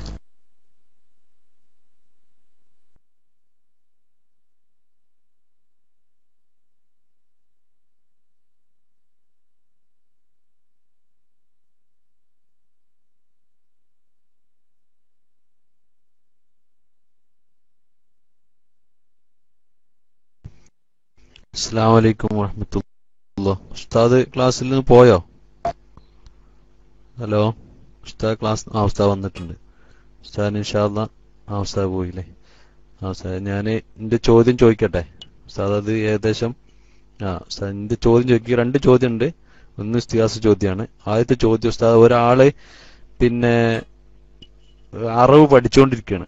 നമ്മൾ സാധാരണ അറക്കുമ്പോ പിന്നെ ഈ അലക്ക് ഇങ്ങനെ നോക്കും. അപ്പൊ ഇങ്ങനെ ഈ ആർക്ക് പഠിക്കുന്ന ആൾ എന്ത് ചെയ്തു, വിസ്മയൊക്കെ ചൊല്ലി എല്ലാം നല്ല രൂപത്തിൽ ചെയ്തു. പക്ഷെ ഈ അലക്ക് മര്യാദക്ക് കുടുങ്ങിക്കണമെന്ന് വലിയ ഉറപ്പൊന്നുമില്ല. അപ്പൊ അങ്ങനെ ഒരാൾ അങ്ങനെ അറുത്ത് കഴിഞ്ഞാല് ആ അറിവിന്റെ വിധി എന്താണ്? അല്ല ഈ അലക്ക് കിട്ടൽ നിർബന്ധമുണ്ടോ? അങ്ങനെ ഒരു സംശയം. അത് കഴിഞ്ഞ് വേറൊരു ചോദ്യം കൂടി ഉണ്ട്. ഞാൻ അത് കഴിഞ്ഞിട്ട് മൈക്കെടുക്കും. സ്ഥലം മൈക്കിട്ടു. അസ്സലാമു അലൈക്കും.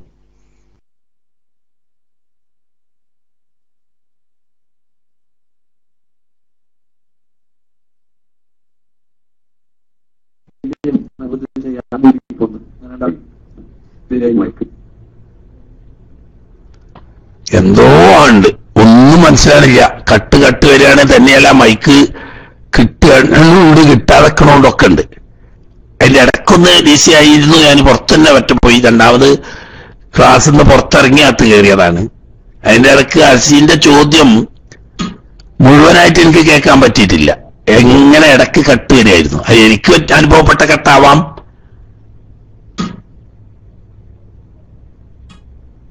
ഇപ്പൊ ക്ലിയർ ഉണ്ട് കാരണം. പക്ഷെ അസീന്റെ ചോദ്യം എനിക്ക് മുഴുവനായിട്ട് കേട്ടിട്ടില്ല.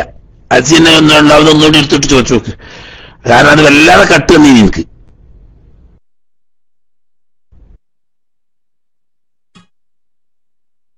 ഞാൻ വൈക്കൂടാ. ഹലോ, ഇപ്പൊ ശരിക്കും കേൾക്കുന്നുണ്ടോ സുഹൃത്തുക്കളെ? ഉസ്താദിനെ മാത്രം എല്ലാവർക്കും കേൾക്കുന്നുണ്ടോ? എന്റെ ഞാൻ പറയുന്നത് കേൾക്കുന്നുണ്ടല്ലോ അല്ലേ? ഉസ്താദ് കേൾക്കുന്നുണ്ടാവുന്ന കരുതുന്നു. അതൊക്കെ ഉസ്താദ്, എന്റെ ചോദ്യം, ഒരാള് അറവ് പഠിക്കാണ്. നമ്മൾ സാധാരണ ഫസ്റ്റ് അറക്കുന്നവർക്കൊക്കെ ഈ അറവ് അറിയുന്നവരെന്ത് പറയും? ആ അലക്ക് ശരിക്കും ഇങ്ങോട്ട് കിട്ടണം, എന്നിട്ട് അതിന്റെ അതിങ്ങോട്ട് പിടിച്ചിട്ട് അവിടെ കൊണ്ടുപോയി അറക്കണം എന്നാ സാധാരണ പറയാം. അപ്പൊ അങ്ങനെ ഒരാള് ട്രെയിനായിട്ട് ഇത് പഠിക്കുന്ന ഒരാള് അലക്കൊന്നും മര്യാദക്ക് കിട്ടിയില്ല, അങ്ങനെ അർത്തു, വിസ്മയൊക്കെ ചൊല്ലിയൊക്കെ റെഡിയായി. അപ്പൊ അങ്ങനെ ഞാൻ അലക്ക് കുടുങ്ങാത്തിന്റെ പേരില് ആ അറവ് ശരിയാത്ത പ്രശ്നം ഉണ്ടോ ഇല്ല എന്നാണ് എന്റെ ചോദ്യം. അപ്പൊ ചില ഈ ഇറച്ചിക്കോയ്ക്കൊന്നും ചിലപ്പോൾ അലക്ക് കിട്ടില്ല എന്നും വരും എന്നൊക്കെ പറഞ്ഞേക്കുന്നുണ്ട്. അപ്പോ ഈ അലക്ക് കുടുങ്ങല് അതിന്റെ വലിയൊരു പിന്നെ നിബന്ധന ആയിട്ടുണ്ടോ ഇല്ല എന്നുള്ളതാണ് എന്റെ ചോദ്യം. കഴിഞ്ഞിട്ട് ഒരു ചോദ്യം കൂടി ഉണ്ട്, ഞാൻ മൈക്കോട്ടു. അസ്സലാമു അലൈക്കും വറഹ്മത്തുള്ളാഹി.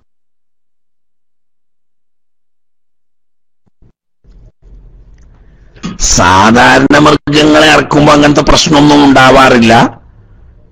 അല്ലേ? പോത്ത്, കാള, അതുപോലെ ആട് പോലത്തേനൊന്നും നിങ്ങൾ ഈ പറഞ്ഞ ഈ പ്രശ്നമൊന്നുമില്ല. കോഴി, അതിന് ഈ നാടൻ കോഴികളൊക്കെ ആവുമ്പോ അതിന് ചെറിയ പ്രശ്നമുണ്ട്, കുറച്ച് ശ്രദ്ധിക്കേണ്ടി വരുന്നു അത്ര. മനസ്സിലായില്ലേ? അതായത് ഈ അന്നനാളം, ശ്വാസനാളം, ഇത് രണ്ടും പൂർണ്ണമായി അറ്റിരിക്കലാണ് അറവിന്റെ ഷർത്ത്. അത് ശ്രദ്ധിച്ചാൽ അസി പറഞ്ഞേക്ക് അത്ര ഒരു ട്രെയിനിങ് ചെയ്യേണ്ട വിഷയമൊന്നും അല്ല അത്. പക്ഷെ കോഴി ആണെങ്കിൽ കുറച്ച് നല്ല ആരോഗ്യമൊക്കെ ഉള്ള കോഴികളാണ്. നാടൻ കോഴിയാണെങ്കിൽ കുറച്ചൊന്ന് ശ്രദ്ധിക്കാഞ്ഞാൽ അവ കീപ്പോട്ട്, അതിന്റെ നാവ് കീപ്പോട്ട് വല്ലാതെ ഇറങ്ങും. അങ്ങനെ വരുമ്പം ആ അറവ് ചിലപ്പോൾ ഈ ഹുൽക്കൂമിന്റെ ഇങ്ങേ പുറത്ത് വരാൻ സാധ്യത ഉണ്ട് എന്നാ തോന്നുന്നു.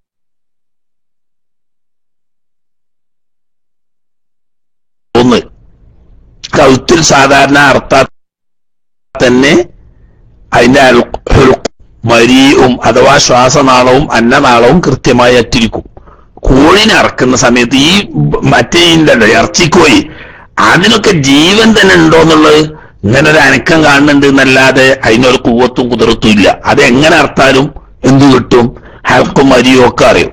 നാടൻ കോഴികൾ എന്ന് പറഞ്ഞിട്ട് കീപ്പോട്ടൊരു കൊക്കലുണ്ട്. ആ സമയത്ത് ഇതിന്റെ നാവ് ഉള്ളിലേക്ക് പോകുന്ന സമയത്ത് അറിവ് ചിലപ്പോൾ ഈ തൊണ്ടന്റെ മുഴന്റെ മുകളിലായി പോകും. അങ്ങനെ വരുമ്പോൾ പൂർണ്ണമായിട്ട് എന്ത് അറ്റൊള്ളുന്നില്ല, അയാൾക്ക് അറ്റോളൊന്നില്ല. അത് മാത്രം ഒന്ന് ശ്രദ്ധിച്ചാൽ ബാക്കി കുഴപ്പങ്ങളൊന്നുമില്ല. ശ്വാസനാളവും അന്നനാളവും മുറിയുക, കർണഞരമ്പ് മുറിയുക, ഇതാണ് കർണഞരമ്പ് മുറിക്കൽ സുന്നത്തും അന്നനാളവും അതുപോലെ ശ്വാസനാളവും മുറിക്കൽ ഷർത്തുമാണ്.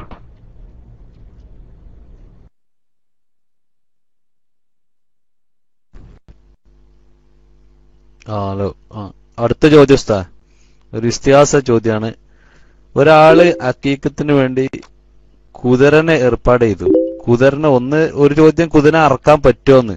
കാരണം ഇപ്പോ സാധാരണ ഈ കുതിര ഓടിക്കുന്ന ഇവിടെയൊക്കെ സാധാരണ കുതിര മെയിനായിട്ട് റേസിങ്ങിന് ഉപയോഗിക്കും. അങ്ങനത്തെ ഒരു കുതിരനെ ഒരാള് അറക്കാൻ പറ്റുമോ എന്നുള്ളൊരു ചോദ്യം. അങ്ങനെ അറക്കാൻ പറ്റുമെങ്കിൽ അത് ഹക്കീക്കത്തിന് ഉപയോഗിക്കാന്, ഹക്കീക്കത്ത് അറക്കാനും ഇത് പറ്റുമോ എന്നുള്ളതാണ് ചോദ്യം. ഏതായാലും അത് സാധാരണ റൈസിങ്ങിനൊക്കെ ഉപയോഗിച്ച കുതിര ആണെങ്കിൽ അത് പറ്റുമോ എന്നും ഞാൻ മൈക്കോട്ടു. അസ്സലാമു അലൈക്കും.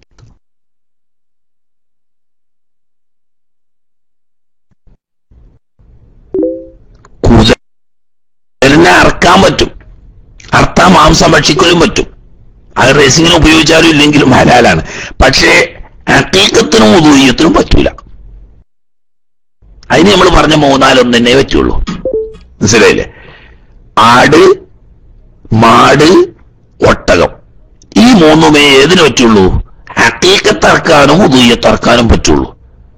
അല്ലാതെ മാംസം ഭക്ഷിക്കുന്ന ആവശ്യത്തിന് വേണ്ടിയിട്ട് കുതിരനെയും അറക്കാം.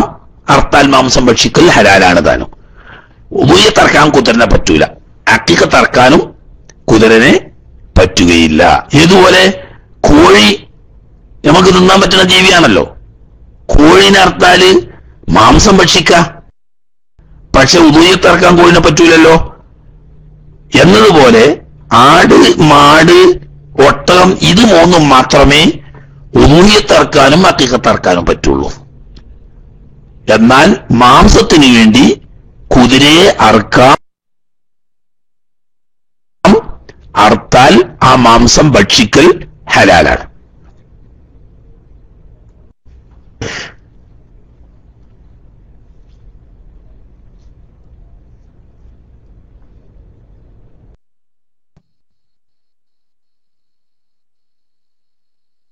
അസ്സലാമു അലൈക്കും വറഹ്മത്തുള്ളാഹി.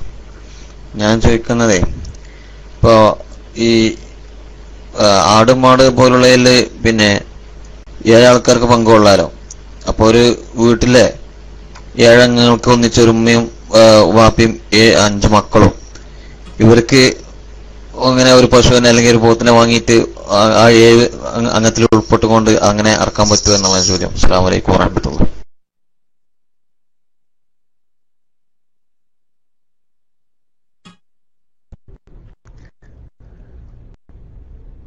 അതിപ്പോ എന്ത് ചോദ്യമായി ചിരിയെ? ആ ഒരു തലയില്ലാത്ത ചോദ്യമാണല്ലോ.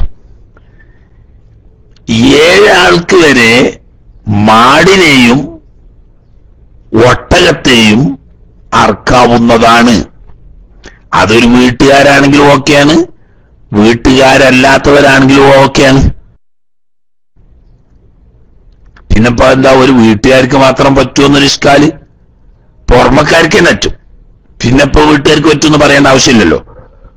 ഒരു പോത്തിനെ അല്ലെങ്കിൽ ഒരു കാളയെ വാപ്പയും ഉമ്മയും 5 മക്കളും ഉൾക്കൊള്ളുന്ന 7 അംഗ കുടുംബം 7 ഷെയർ കരുതി ഓരോരുത്തർക്കും ഓരോ ഷെയർ കണക്കാക്കി എന്തു ചെയ്യുന്നു? ഉദൂഹിയത്തറക്കുന്നു. ഒരു കുഴപ്പമില്ല. അതിപ്പോ ചോദ്യമില്ലല്ലോ. 7 ആൾക്ക് വരെ ഷെയർ ആവാം എന്ന് പറഞ്ഞാൽ അതൊരു വീട്ടുകാരായാലും ഓക്കെയാണ്, വീട്ടുകാരല്ലാത്തവരായാലും ഓക്കെയാണ്.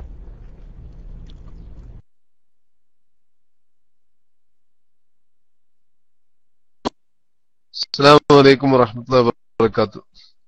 ഉസ്താദ്, എന്റെ ചോദ്യം, ഈ മൃഗം ഉളിഹിയത്താണെന്നോ അതല്ല ഈ മൃഗത്തെ ഞാൻ ഉളിഹിയത്താക്കിയെന്നോ പറഞ്ഞാൽ അത് നേർച്ചയിൽ ഉൾപ്പെട്ടു പോകുമോ എന്നുള്ളതാണ്. അതായത് ഈ മൃഗം ഉളിഹിയത്താണെന്നോ അതല്ല ഈ മൃഗത്തെ ഞാൻ ഉളിഹിയത്താക്കിയെന്നോ പറഞ്ഞാൽ അത് നേർച്ചയിൽ പെട്ടുപോകുമോ എന്നുള്ള സംശയമാണ്.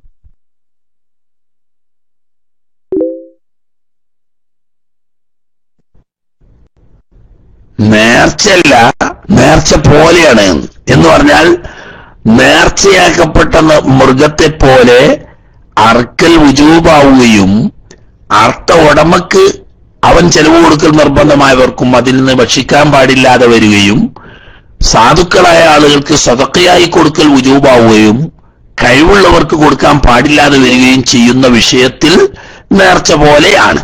സംഗതി യഥാർത്ഥ നേർച്ചയല്ല. അതിന് പറയാൻ ജായില് എന്നാണ്, നിർണയിക്കുക എന്നർത്ഥം. ഈ മൃഗത്തെ ഞാൻ ഉദൂഹിയത്തറക്കാൻ നിശ്ചയിച്ചു, തീരുമാനിച്ചു, അല്ലെങ്കിൽ ഇത് എന്റെ ഉദൂഹിയത്തിനുള്ള മൃഗമാണ്, ഇത് എനിക്ക് ഉദൂഹിയത്തറക്കാൻ വേണ്ടിയുള്ളതാണ് എന്നിങ്ങനെയുള്ള പറച്ചിലൊക്കെ അതിനെ ഉദൂഹിയത്തിന് നിർണയിക്കപ്പെട്ടതാക്കുകയും അതോടുകൂടി അത് വുജൂബാവുകയും ചെയ്യും. വുജൂബായാൽ അയാൾക്കോ അയാൾ ചെലവ് കൊടുക്കൽ നിർബന്ധമായവർക്കോ അതിൽ നിന്ന് ഭക്ഷിക്കാൻ പാടില്ല, കഴിവുള്ള ആളുകൾക്ക് അതിൽ നിന്നിട്ട് സദഖ ചെയ്യാൻ പാടില്ല, പാവപ്പെട്ട ആളുകൾക്ക് കൊടുക്കൽ നിർബന്ധമാകും. ഇങ്ങനെയൊക്കെ വരും. അതിന് നേർച്ച എന്നല്ല പറയാ.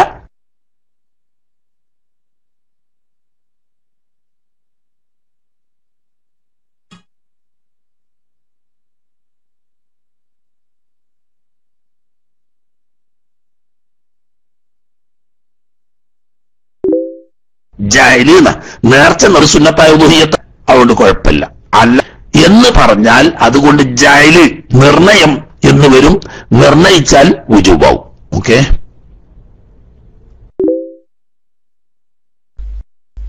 അസ്സലാമു അലൈക്കും വറഹ്മത്തുള്ളാഹി വബറകാതുഹു.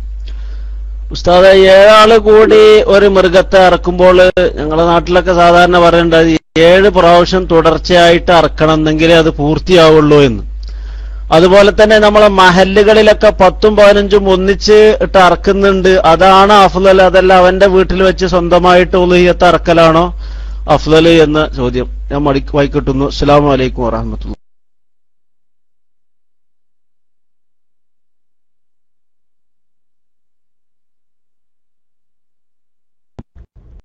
ഇന്നെന്തോ കുഴപ്പങ്ങളുണ്ട് കേട്ടോ, ഒന്നും കേൾക്കണില്ല. ഞാൻ പിന്നെ ഒന്നുകൂടി പുറത്തിറങ്ങി അകത്ത് കയറിയത്. അതിന്റെ ഇടയ്ക്ക് ഞാനെങ്കിലും വല്ലതും ചോദിച്ചിരുന്നോ എന്നറിയില്ല, ഞാൻ കേട്ടിട്ടില്ല. ഉണ്ടെങ്കിൽ രണ്ടാമത് ആവർത്തിക്കുക, ഇല്ലെങ്കിൽ പുതിയതായിട്ട് ചോദിക്കുക.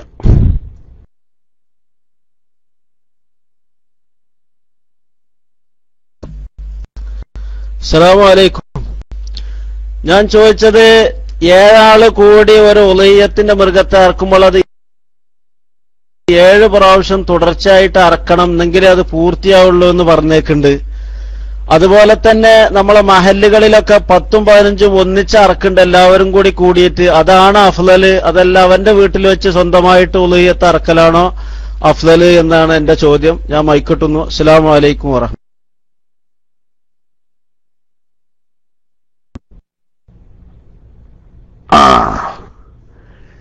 7 ആള് കൂടി അറക്കുമ്പോ 7 പ്രാവശ്യം അറക്കുക എന്ന് പറഞ്ഞത് അതാരോ വിവരമില്ലാത്ത ആളുകളെ പറഞ്ഞ് പറ്റിച്ചതാണ്. അങ്ങനെയൊന്നില്ല. 7 ആള് ഒരു മൃഗത്തിൽ ഷെയറായാൽ അതിൽപ്പെട്ട ഏതെങ്കിലും ഒരാള് അറക്കുക, ബാക്കിയുള്ളവര് സൗകര്യമുണ്ടെങ്കിൽ അറക്കുന്ന മൃഗത്തിന്റെ അടുക്കൽ ഹാജറാകുക. ഇല്ലെങ്കിൽ അറക്കാൻ അറിയുള്ള ഒരാളെ വക്കാലത്താക്കുക. അറിവിന്റെ വിഷയത്തിൽ ഒരാളുടേതാണെങ്കിലും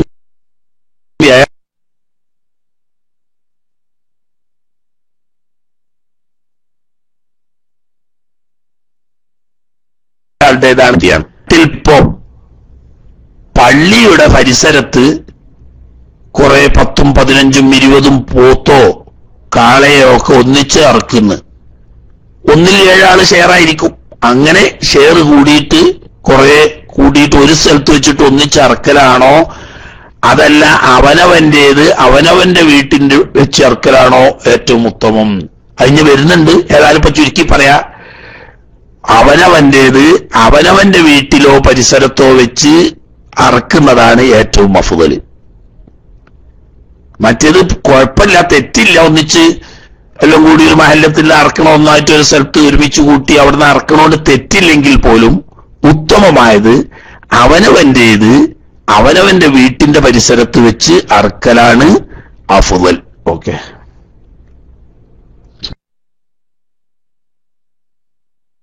അസ്സലാമു അലൈക്കും വറഹ്മത്തുള്ളാഹി വബറകാതുഹു. ഉസ്താദ്, എന്റെ ചോദ്യം ഇന്നത്തെ വിഷയത്തിൽ പെട്ടതല്ല. എന്റെ ചോദ്യം, ഞങ്ങളുടെ നാട്ടിലൊരു പാവപ്പെട്ട കുട്ടിന്റെ കല്യാണത്തിന് വേണ്ടി ഞാൻ ഇവിടുന്ന് കാശ് ചോദിച്ചിരുന്നു സൂപ്പർ മാർക്കറ്റിൽ നിന്ന്. മുപ്പൊരു കല്യാണം കഴിഞ്ഞിട്ടാണ് കാശ് തന്നത്. അപ്പൊ ഞാൻ നാട്ടിൽ വിളിച്ചു നോക്കിയപ്പോ ആ കല്യാണത്തിന്റെ ചെലവൊക്കെ കഴിഞ്ഞിട്ട് അവർക്ക് 1,00,000 റുപ്യ ബാക്കിയായിട്ടുണ്ട്. അത് അനിയത്തി കുട്ടിന്റെ കല്യാണത്തിന് വേണ്ടി അക്കൗണ്ടിൽ ഇട്ടൊക്കെയാണ്. അപ്പോ ഇപ്പൊ കിട്ടിയ കാശ് ഇപ്പോ ആ കുട്ടിന്റെ അയച്ചു കൊടുക്കാൻ വേണ്ടി, അല്ല വേറെ ഏതെങ്കിലും പാവപ്പെട്ട കുട്ടികൾക്ക് ചികിത്സക്ക് വേണ്ടിയിട്ട് ഇവിടെ ചങ്ങായി ചോദിക്കുന്നുണ്ട്. അങ്ങനെ ആ കുട്ടിക്ക് കൊടുക്കാൻ പറ്റുമോ? അങ്ങനെ കൊടുക്കുകയാണെന്നുണ്ടെങ്കിൽ തന്ന ആളോട് പറയണോ എന്താന്ന് ഉസ്താദ് വിശദീകരിച്ച് തന്നായിരുന്നു. ദുആസിയത്തോടെ. അസ്സലാമു അലൈക്കും വറഹ്മത്തുള്ളാഹി.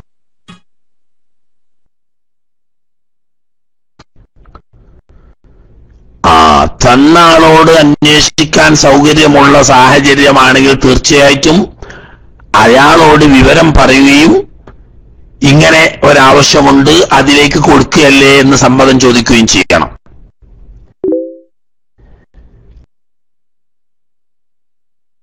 അതിപ്പോ നിങ്ങൾ വിശദാണ്ടുമായത് അത് നിങ്ങൾക്ക് സൗകര്യപ്പെടും. ഇനി അങ്ങനെ സൗകര്യപ്പെടാത്ത സാഹചര്യം വന്നാൽ അത്രയോ ആളുകൾ പലരും ഉണ്ടല്ലോ ഇപ്പൊ ഇത് കേൾക്കുന്നത്. അതായത് നമ്മൾ ഒരു ഉദ്ദേശത്തിന് വേണ്ടി സംഭാവന പിരിച്ചു. ഈ സംഭാവന പിരിച്ച കാശ് മുഴുവനായി ആ ആവശ്യത്തിന് വേണ്ടി വന്നില്ല, അഥവാ ആ ആവശ്യം കഴിച്ച് കാശ് മിച്ചം വന്നു. എന്നാൽ പിന്നെ ആ കാശ് എന്തു ചെയ്യണം? തിരിച്ച് ഇന്ന ആളോട് വാങ്ങിയതാണെന്ന് ഉറപ്പുണ്ടെങ്കിൽ അയാളോട് അന്വേഷിക്കാം. കാരണം അത് വഖഫ് ചെയ്തതോ പോലത്തതൊന്നും അല്ലല്ലോ, സംഭാവനയാണ്. അപ്പൊ അയാളോട് ചോദിക്കാം. ഇനി ചോദിക്കാൻ പറ്റാത്ത സാഹചര്യമാണെങ്കിൽ ഈ ആവശ്യത്തിനോട് സാമ്യതയുള്ളതും കൂടുതൽ മസ്ലഹത്തുള്ളതും ഏതാണോ അതിലേക്ക് വിനിയോഗിക്കാവുന്നതാണ്. അങ്ങനെയാണ്. ഒരു കാര്യത്തിന് വേണ്ടി സംഭാവനയാക്കിയ പണം ആ ആവശ്യം കഴിഞ്ഞിട്ട് മിച്ചമുണ്ടായാൽ ആ ആവശ്യത്തിന്റെ സമാനമായ കൂടുതൽ മസ്ലഹത്തുള്ള കാര്യം ഏതാണോ ആ മസ്ലഹത്തിലേക്ക് ഉപയോഗിക്കേണ്ടതാണ്. അപ്പൊ ഉദാഹരണം, ഈ കുട്ടിയെ പോലെ കെട്ടിക്കാൻ വേണ്ടി കഷ്ടപ്പെടുന്ന വേറൊരു കുട്ടി ആ നാട്ടിൽ തന്നെ ഉണ്ട്, അതിലേക്ക് കൊടുക്കലാണോ കൂടുതൽ മസ്ലഹത്ത്? എങ്കിൽ അങ്ങനെ കൊടുക്ക. അതല്ല, ഒരാൾ ഗുരുതരമായ രോഗം ബാധിച്ചിരിക്കുകയാണ്, ചികിത്സ അടിയന്തരമായ ഘട്ടമാണ്, ഇപ്പോൾ ഈ കുട്ടിയെ കെട്ടിക്കുന്നതിന് സഹായിക്കുന്നതിനേക്കാൾ അടിയന്തര ആവശ്യം ഈ രോഗിയെ ചികിത്സിക്കുന്നതിലേക്കാണ്. അപ്പൊ അവിടെ കൂടുതൽ മസ്ലഹത്ത് ഈ രോഗചികിത്സയാണ് എന്ന് ബോധ്യപ്പെട്ടാൽ അതിലേക്ക് വിനിയോഗിക്കാവുന്നതാണ്. ഈ പറഞ്ഞ രണ്ടും എപ്പോഴാണ്?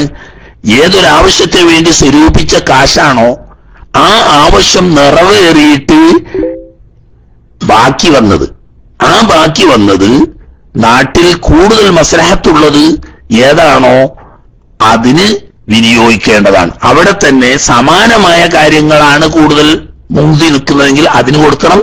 ഇല്ലെങ്കിൽ ഏറ്റവും കൂടുതൽ മസ്ലഹത്ത്, അതേസമയത്ത് ഇവിടെ അത് വേണ്ട, ഇന്ന ആള് തന്നതാണെന്ന് നമുക്ക് ഉറപ്പുണ്ട് എങ്കിൽ അയാളോട് തന്നെ വിവരം പറയാ, ആ വിഷയം കഴിഞ്ഞിരിക്കുന്നു, ഇനി ഇങ്ങനൊരു വിഷയമുണ്ട്, ഈ കാശ് അതിന് വിനിയോഗിക്കട്ടെ. അയാൾ പറഞ്ഞാൽ പിന്നെ കുഴപ്പമൊന്നുമില്ല, കാരണം എന്താ, ഇത് സംഭാവനയാണ്. ഓക്കെ.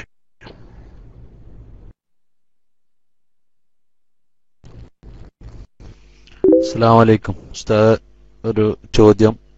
ഒരു ഫാമിലിക്ക് വേണ്ടി 7 ആളെന്നും കരുതാതെ ഒരു ഫാമിലിക്ക് വേണ്ടി ഒരു വലിയൊരു പോത്തിനാണ്ട് അർത്തു. അതിലിപ്പോ നമ്മൾ മനസ്സിൽ കരുതി അതിലിപ്പോ ഒരു 7 ആളിലും കൂടുതലൊക്കെ ഉണ്ടെങ്കിൽ അത് സ്വീകരിക്കുമോ എന്ന്, ഒരു 7 ആൾക്കല്ലാതെ അറക്കാൻ പറ്റുമോ എന്നുള്ളതാണ് ചോദ്യം ശരിക്കും. അതില് മരണപ്പെട്ട ആളുകളെയും കൂടി നമുക്ക് ഉൾപ്പെടുത്താൻ പറ്റുമോ? ഇതൊരു ചോദ്യമാണ്. ഇൻഷാ അല്ലാഹ് ഇനി 2 ചോദ്യങ്ങൾ ഇസ്തിഹാസ ചോദ്യമുണ്ട്. പിന്നെ കൈ ഉയർത്തിയവർ ക്ഷമിക്കണം, അവർക്കും കൂടി ചാൻസ് കൊടുക്കണം. ഞാൻ മൈക്കോട്ടു. അസ്സലാമു അലൈക്കും വറഹ്മത്തുള്ളാഹി.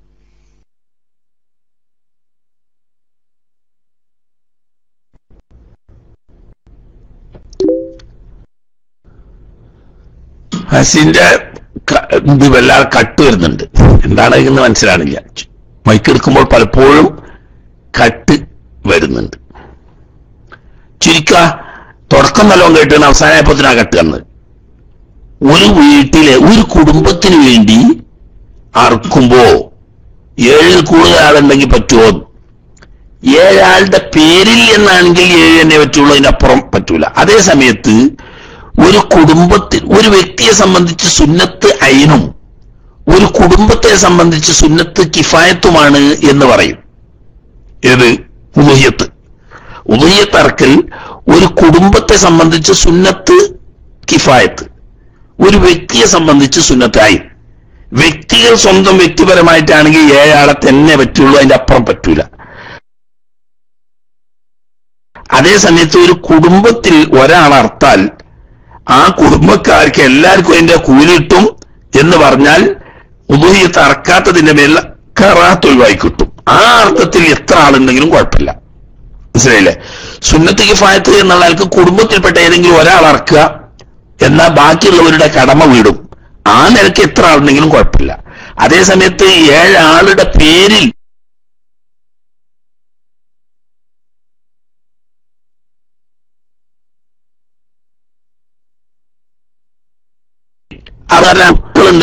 വാപ്പാക്കും 6 മക്കൾക്കും എന്ന നിലക്ക് ഇറക്കാൻ പറ്റൂല. അപ്പോ സുന്നത്ത് കിഫായ ഒരു കുടുംബത്തിൽ ഒരാൾ ഇറക്കുക എന്നുള്ള നിലക്ക് ഒരാൾ അർത്താൻ എല്ലാവരുടെയും കടമ വീടും. വ്യക്തിപരമായിട്ട് കൂട്ടുകയാണെങ്കിൽ 7 ആളിൽ അപ്പുറം പോകാൻ പാടില്ല.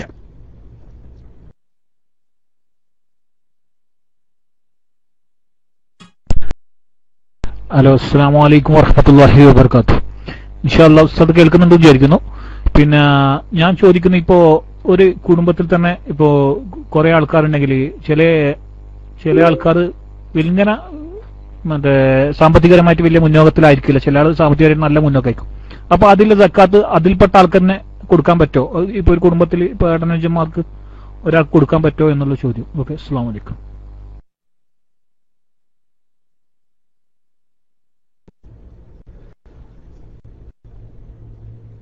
സക്കാത്ത് എത്തിയ റോയിസ് അതോ ഉളുഹിയത്തിലുള്ള സക്കാത്തിലുള്ളത് നാട്ടിൽ തോന്നുന്നത് ഒരു കുറഞ്ഞ അവ്യക്തത ലാസ്റ്റ് വന്നാണ്.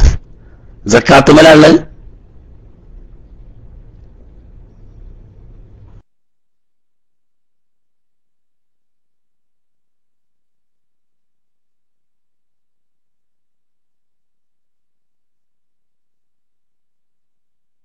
നല്ല മക്കൾ പാവപ്പെട്ടവരുമാണ്. ഉദാഹരണം പറഞ്ഞാൽ ഒരു വാപ്പക്ക് 4 മക്കളുള്ളതിൽ ഒരു മകൻ നല്ല പൈസക്കാരനാണ്, അയാൾ വല്ല ബിസിനസ്സോ മറ്റോ ഒക്കെ ആയിട്ട് നല്ല പൈസക്കാരനാണ്. മറ്റുള്ളവര് 1-2 ആളുകൾ വളരെ പാവപ്പെട്ടവരാണ്. എന്നാൽ ഈ കഴിവുള്ള ആളുകളുടെ സക്കാത്ത് ഈ പാവപ്പെട്ടവർക്ക് കൊടുക്കാൻ പറ്റുമോ എന്നാണ് റോയിസിന്റെ ചോദ്യത്തിന് ചുരുക്കം എന്നാ മനസ്സിലായത്. അത് പറ്റും. ചിലവ് കൊടുക്കൽ നിർബന്ധമുള്ള ആളുകൾക്ക് സക്കാത്ത് കൊടുക്കാൻ പറ്റൂല എന്നുള്ളൂ.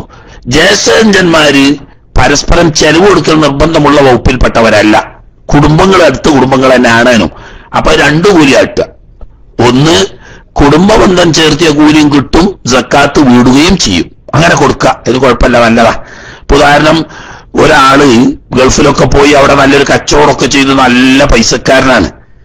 ഇയാളുടെ എളാപ്പ അതല്ലെങ്കിൽ ഇയാളുടെ മൂത്താപ്പ, അതുപോലെ തന്നെ ഇയാളുടെ തന്നെ പെങ്ങള്, ഇയാളുടെ ജ്യേഷ്ഠനോ അനുജനോ ഇവരൊക്കെ പാവപ്പെട്ടവരാണ്.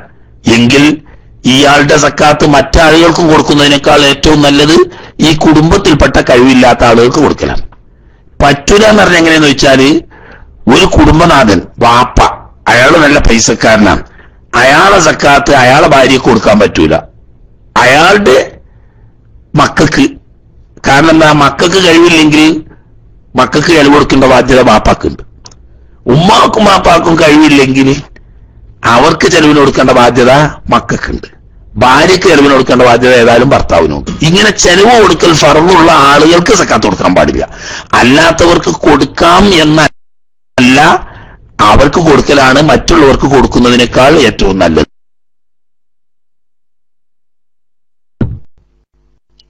ഹലോ, അസ്സലാമു അലൈക്കും. കേൾക്കുന്നുണ്ടാവുമെന്ന് കരുതുന്നു. നേരത്തെ ഞാൻ 2 ഇസ്തിഹാസ ചോദ്യം ഉണ്ടായിരുന്നു.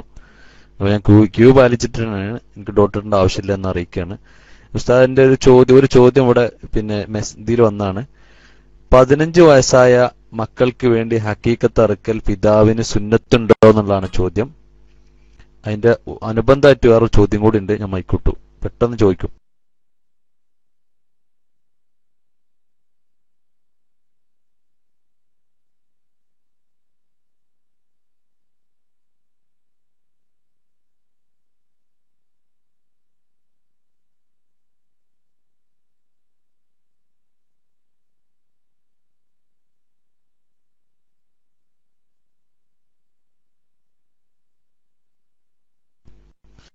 ഹലോ ഉസ്താദ്, കേട്ടോ? എന്റെ ചോദ്യം കേട്ടോ എല്ലാരും? ഉസ്താദിന്റെ ചോദ്യം കേട്ടണോ? കേട്ടണു. ഉസ്താദ് കേട്ടണോ അറിയില്ല. ഉസ്താദ് കേട്ടില്ല, ഒന്നുകൂടി ഞാൻ ആവർത്തിക്കാം. ഓക്കെ. ഉസ്താദ് കേട്ടില്ല, ഒന്നുകൂടി ആവർത്തിക്കാം. 15 വയസ്സായ മക്കൾക്ക് വേണ്ടി ഹക്കീക്കത്ത് അറുക്കൽ പിതാവിന് സുന്നത്തുണ്ടോ എന്നുള്ളതാണ് ചോദ്യം. ഉസ്താദ് കേട്ടിണ്ടാവുന്ന കരുതുന്നു, ഞാൻ മൈക്കിട്ടു. അസ്സലാമു അലൈക്കും.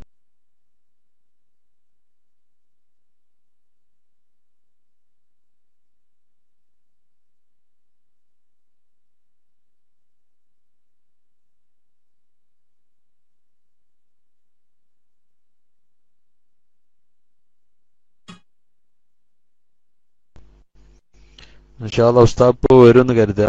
ഉസ്താദിനെന്തോ പ്രശ്നമുണ്ട്, എനിക്കും ചെറിയ പ്രശ്നമുണ്ടെന്ന് തോന്നുന്നു പൊതുവെ. അതെ, ഉസ്താദ് വരുമ്പോ ഇൻഷാ അല്ലാഹ് ഞാൻ ഒന്നും കൂടി ആ ചോദ്യം ചോദിക്കാം, ഉസ്താദിന് കേൾക്കും.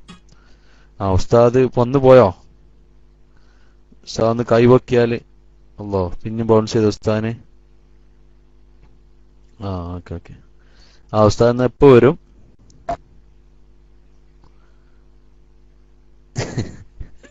ഓക്കെ. ഉസ്താദ് വന്നാ അപ്പൊ ഒരു ചോദിക്കാം കേട്ടോ. ആരും മെസ്സേജ് ചെയ്യില്ലേ പ്ലീസ്. ഓക്കെ. ഉസ്താദ് എന്റെ ചോദ്യം ഉസ്താദ് കേട്ടിട്ടുണ്ടെങ്കിൽ ഒന്നുകൂടി ആവർത്തിക്കാം. 15 വയസ്സായ മക്കൾക്ക് വേണ്ടി ഹക്കീക്കത്ത് അറുക്കൽ പിതാവിന് സുന്നത്തുണ്ടോ എന്നുള്ളതാണ് ചോദ്യം. ഞാൻ മൈക്കിട്ടു. ഒരു ചോദ്യം കൂടി ഉണ്ട് കേട്ടോ ഉസ്താദെ.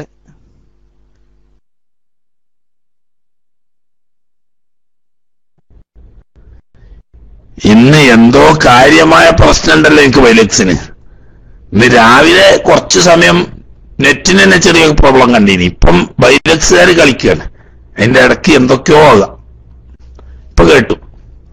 15 വയസ്സ് പൂർത്തിയാകുക എന്ന് പറഞ്ഞാൽ പ്രായപൂർത്തി എത്തുക എന്നാ പറഞ്ഞതിന്റെ ചുരുക്കം. പ്രായപൂർത്തി എത്തിക്കഴിഞ്ഞാൽ ആ മക്കളുടെ ഹക്കീക്കത്ത് അറുക്കാൻ പിന്നെ വാപ്പാന്റെ കടമ തീർന്നു. വാപ്പക്ക് ഇനി ഇറക്കണമെങ്കിൽ മകനോട് സമ്മതം ചോദിച്ച് മകന്റെ സമ്മതപ്രകാരം മാത്രമേ ഇനി ചെയ്യാൻ പറ്റുകയുള്ളൂ. 15 വയസ്സ് പ്രായപൂർത്തിയാവുന്നതിന് മുമ്പ് വാപ്പക്ക് ഏത് സമയത്തും മറക്കാം. പക്ഷേ കുട്ടിക്ക് പ്രായപൂർത്തി എത്തിക്കഴിഞ്ഞാൽ പിന്നീട് ആ കുട്ടിക്ക് വേണ്ടിയുള്ള ഹക്കീക്കത്ത് വാപ്പ അറുത്താൽ നേരിട്ട് മതിയാവൂല. കാരണം കുട്ടി മുക്കല്ലഫായി, വാപ്പന്റെ ബാധ്യത തീർന്നു.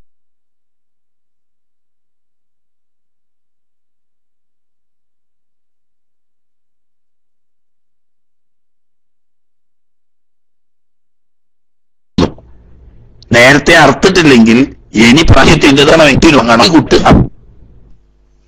അടുത്ത ചോദ്യം ഉസ്താദെ, ഒരാള് നേരത്തെ വിവാഹം ചെയ്തിട്ടുള്ള കുട്ടിന്റെ ഹക്കീക്കത്ത് അറുത്തിട്ടില്ല. അങ്ങനെ രണ്ടാമത് കല്യാണം കഴിച്ചിട്ടുള്ള കുട്ടിക്ക് അറുക്കുന്ന സമയത്ത് ആ നേരത്തെ വിവാഹം ചെയ്തിട്ടുള്ള കുട്ടിക്കും കൂടി അറക്കാൻ പറ്റുമോ എന്നുള്ളതാണ് ചോദ്യം. ആ കുട്ടിക്ക് 12 വയസ്സായിട്ടുണ്ട്. ഞാൻ മൈക്കൂട്ടു. പ്രായപൂർത്തി എത്തുന്നതിന് മുമ്പുള്ളതൊക്കെ പറ്റും. 12 വയസ്സായപ്പോ കുട്ടിക്ക് മിക്കവാറും പ്രായപൂർത്തി എത്തിയിട്ടുണ്ടാവില്ല. പ്രായപൂർത്തി എത്തിയിട്ടില്ലെങ്കിൽ ചെറിയ കുട്ടിക്ക് അറക്കുന്ന കൂട്ടത്തിൽ മൂത്ത കുട്ടിക്ക് വേണ്ടിയിട്ടും അറക്കാം. 12 വയസ്സ് എന്ന് പറഞ്ഞാൽ സാധാരണഗതിയിൽ പ്രായപൂർത്തി എത്തിക്കൊള്ളണം എന്നില്ല. 9 വയസ്സിന് ശേഷം പ്രായപൂർത്തി എത്താം. പക്ഷേ 15 വയസ്സായാൽ ഏതായാലും പ്രായപൂർത്തി എത്തിയെന്ന് ഉറപ്പാ. അതിന്റെ കീഴ്പ്പെട്ട് പ്രായപൂർത്തി എത്തിയിട്ടില്ലെങ്കിൽ രണ്ടു കൂടി ഒന്നിച്ച് അറക്കാം, ശരിയാവും. ചെറിയ കുട്ടിക്ക് അറക്കുന്ന കൂട്ടത്തിൽ തന്നെ ഈ മൂത്ത കുട്ടിക്ക് വേണ്ടിയിട്ടും ഒന്നിച്ചറക്കാം. 2 മൃഗത്തെ അറക്കാൻ സാധിക്കുമെങ്കിൽ അതാണ് നല്ലത്. ഇല്ലെങ്കിൽ ഒന്ന് അറുത്തിട്ട് 2 ആളെയും കൂടി നിയ്യത്ത് ചെയ്യാവുന്നതും ആണ്.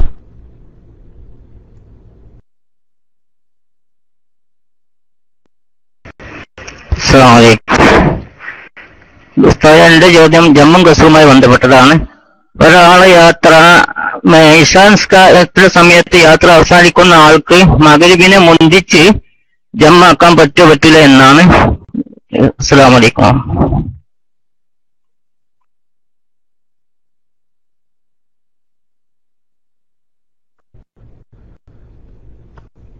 ഇശാഇന്റെ സമയമായാൽ ഔമോക്ക് യാത്ര കഴിയുമെങ്കിലും മഗ്‌രിബിന്റെ സമയത്ത് യാത്രയിലായിരുന്നു എങ്കിൽ ഇശാഇനെ മഗ്‌രിബിലേക്ക് മുന്തിച്ച് ജമ്മാക്കൽ സഹിയാകും. യാത്ര കഴിയുമ്പോൾ ഇശാ ആയിട്ടില്ലെങ്കിൽ പോലും ഇനി ആ ഇശാ മടക്കി നിസ്കരിക്കേണ്ടതില്ല. അതായത് മുന്തിച്ച് ജമ്മാക്കാനുള്ള ഷർത്ത് ഒന്നാമത്തെ നിസ്കാരത്തിൽ നിന്ന് സലാം വീട്ടുന്നതിന് മുമ്പ് മുന്തിച്ച് ജമ്മാക്കുന്നു എന്ന് കരുതുകയും രണ്ടാമത്തെ നിസ്കാരത്തിൽ നിന്ന് സലാം വീട്ടുന്നത് വരെ യാത്ര ഉണ്ടായിരിക്കുകയും വേണം. സലാം വീട്ടി കഴിഞ്ഞിട്ട് പിന്നെ യാത്ര ഒപ്പം അവസാനിച്ചാലും കുഴപ്പമില്ല. അപ്പൊ മഗ്‌രിബിനെ തന്നെ ഇശാ മുന്തിച്ച് ജമ്മാക്കി നിസ്കരിച്ചു, ഇശാ ബാങ്ക് കൊടുത്തപ്പോത്തിന് യാത്ര കഴിഞ്ഞു, എന്നാൽ ഒരു കുഴപ്പമില്ല. രണ്ടാമത് ആ ഇശാ മടക്കി നിസ്കരിക്കേണ്ട ആവശ്യമില്ല.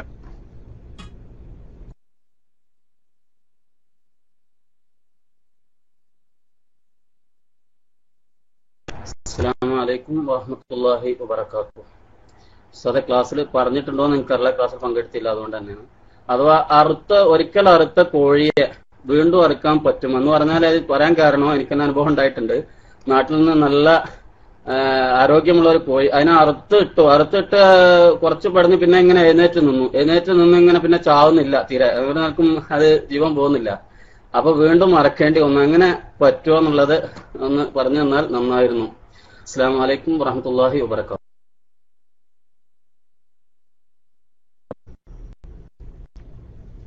വലൈക്കും അസ്സലാം വറഹ്മത്തുള്ളാഹി. ഒരിക്കൽ അറുത്ത കോഴിയെ രണ്ടാമത് അറക്കണമെങ്കിൽ ഹയാത്ത് മുസ്തഖിറത്ത് ഉണ്ടായിരിക്കണം. രണ്ടാമത് അറക്കണമെങ്കിലേ എന്ന് പറഞ്ഞാൽ മറ്റൊരു കാരണമില്ലാതെ ഇതുകൊണ്ട് പെട്ടെന്ന് ജീവൻ പോവില്ല. ഈ ജീവിക്ക് ശരിയായ എന്തുണ്ട്, ഹിസ് അഥവാ ശബ്ദം കേൾക്കാന്, സ്പർശനം അറിയാന് പോലെയുള്ള ഒക്കെ ജീവനുണ്ട്. ഇങ്ങനെ ഉണ്ടെങ്കിൽ രണ്ടാമത് അറക്കാം. അതില്ല, കുറച്ചു നേരം കഴിഞ്ഞാൽ അങ്ങനെയാണ് ചത്തുപോകും. പക്ഷെ ആദ്യത്തെ അറിവിൽ അൽക്കും വലിയും പൂർണ്ണമായി അറ്റിട്ടില്ലതാനും. എന്നാ പിന്നെ ഈ ഹയാത്ത് മുസ്തഖിറത്ത് ഇല്ലാത്ത അവസ്ഥയാണ് എങ്കിൽ രണ്ടാമത് അറക്കാൻ പറ്റൂല, ചവായിച്ചു മാറും. അപ്പൊ അത് ഇന്നലത്തെ പാഠത്ത് അന്ന് പറഞ്ഞതല്ലത്. ഹയാത്ത് മുസ്തഖിറത്തും ഹയാത്ത് മുസ്തമിറത്തും രണ്ടും വേറെ പറയുകയും ഹയാത്ത് മുസ്തഖിറത്ത് ഉണ്ടെങ്കിലേ അപകടങ്ങൾ വല്ലതും പറ്റിയ മൃഗങ്ങളെ അറുത്ത് ഭക്ഷിക്കാൻ പറ്റുകയുള്ളൂ എന്ന് പറഞ്ഞ ആ കൂട്ടത്തിലാണ് ഇപ്പൊ ഇത് പെടുക. ആദ്യം അർത്ഥെങ്കിലും അറിവ് ശരിയായിട്ടില്ല. എന്നാൽ രണ്ടാമത് അറക്കണമെങ്കിൽ ഈ മൃഗത്തിന് ഹയാത്ത് മുസ്തഖിറത്ത് ഉണ്ട് എന്ന് ബോധ്യമുണ്ടെങ്കിലേ രണ്ടാമത് അർത്താൽ ഭക്ഷിക്കാൻ പറ്റുകയുള്ളൂ. അല്ലെങ്കിൽ രണ്ടാമത് അർത്താൽ ഭക്ഷിക്കാൻ പറ്റുകയില്ല. അത് വിശദമായി ഇന്നലത്തെ പാഠത്തിൽ ഓതിപ്പോയതാണ്. കൂടുതൽ മനസ്സിലാക്കണമെങ്കിൽ എന്താണ് ഹയാത്ത് മുസ്തഖിറത്ത്, എന്താണ് ഹയാത്ത് മുസ്തമിറത്ത്, അത് തമ്മിലുള്ള വ്യത്യാസം എന്താണ്, അതെങ്ങനെ നമുക്ക് അറിയാൻ കഴിയും എന്നതൊക്കെ ഇന്നലത്തെ പാഠത്തിൽ പറഞ്ഞിട്ടുണ്ട്. സൈറ്റ് പോയാൽ അത് കിട്ടും കൂടുതൽ വിശദമായിട്ട്.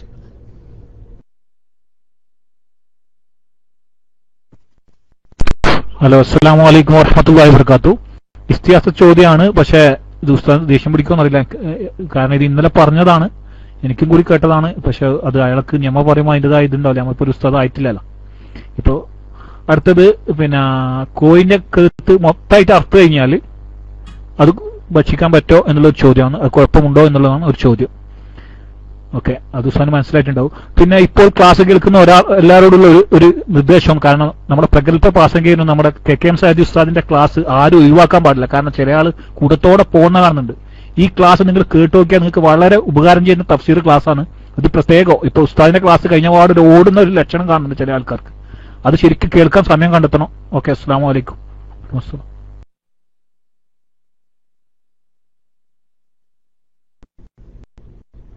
വലൈക്കും അസ്സലാം. ആ കാര്യം റോയിസ് പറഞ്ഞെങ്കിൽ ഇന്നലെ പറഞ്ഞ ഓദ്യ പാടാണത്.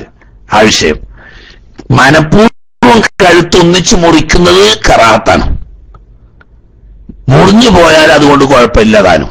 ഏതായാലും കഴുത്തൊന്നിച്ച് മുറിച്ചാലും ഭക്ഷിക്കൽ ഹലാലാവും. മനഃപൂർവ്വം അങ്ങനെ ചെയ്യൽ കറാത്താണ്. അപ്പൊ അതെന്നലെ പറഞ്ഞിരുന്നു. എന്ന് പറഞ്ഞാൽ അറുത്തിട്ട് തല കണ്ട് ഉടലിൽ നിന്നിട്ട് വേർതിരിക്കുക, ആ നിരക്ക് മനഃപൂർവ്വം ചെയ്യൽ കറാഹത്താണ്. പക്ഷെ അങ്ങനെ ചെയ്താലും നമ്മൾ നേരത്തെ പറഞ്ഞതുപോലെ ഹൽക്ക് മരി അഥവാ ശ്വാസനാളവും അന്നനാളവും പൂർണ്ണമായി അറ്റു എന്നതുകൊണ്ട് അറിവ് സഹിയായിട്ടുണ്ട്, ഭക്ഷിക്കൽ ഹലാലാണ്. എന്നാൽ തല മുറിച്ചെടുക്കുക എന്ന് പറഞ്ഞ ആവശ്യത്തിൽ കൂടുതലാണ്. അതുകൊണ്ട് അത് ചെയ്യുന്നത് നല്ലതല്ല, കറാഹത്താണ്. പക്ഷേ മനഃപൂർവ്വമല്ലാതെ അങ്ങനെ സംഭവിച്ചു അതുകൊണ്ട് യാതൊരു കുഴപ്പവും ഇല്ല.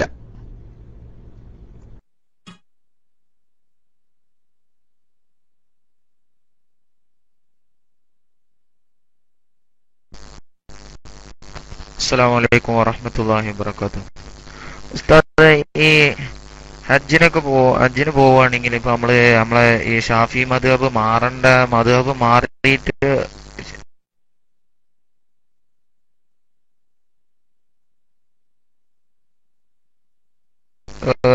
മാറേണ്ട ഒരു അവസ്ഥ വരുന്നുണ്ടോ? ഒരാൾ എന്നോട് ചോദിച്ചതാണ്, ഇത് പറഞ്ഞത് മാറേണ്ടി വരുന്ന പറഞ്ഞത്. അതൊരു മുജാഹിദ് ആശയമുള്ള ഒരാൾ തന്നെയാണ് പറഞ്ഞത്. ഞാൻ മൈക്കോട്ടുന്നു. അസ്സലാമു അലൈക്കും.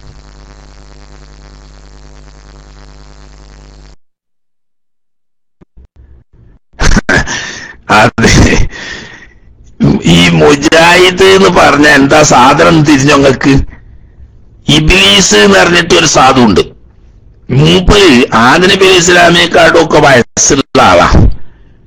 ആദിനബി പോന്നപ്പോ ഒപ്പം പോന്നത് ഇങ്ങോട്ട്. ഉദ്ദേശം എന്താന്ന് വെച്ചാൽ മനുഷ്യന്മാരെ വഴിവെപ്പിക്കുക എന്ന് അള്ളാനോട് കരാർ ചെയ്ത് പോന്ന ആളാ. ഇപ്പൊ കൊല്ലം കുറെ ആയപ്പോ മൂപ്പര് പറ്റ വയസ്സായി. ഇബ്ലീസിന് പറ്റ വയസ്സായി. മുമ്പത്തേക്ക് അങ്ങനെ ഓടി നടന്ന് ആളെ പേപ്പിക്കാൻ കഴിയൂല. അതുകൊണ്ട് കുറച്ച് കമ്മീഷൻ ഏജന്റുകളെ വെച്ചിട്ടുണ്ട്. ആ കമ്മീഷൻ ഏജന്റുകളുടെ പേരാണ് മലയാളത്തിൽ മുജാഹിദ്, ജമാഅത്ത്, തബ്ലീഗ്, കള്ളത്തരീഖത്ത് എന്നൊക്കെ പറയുന്നത്.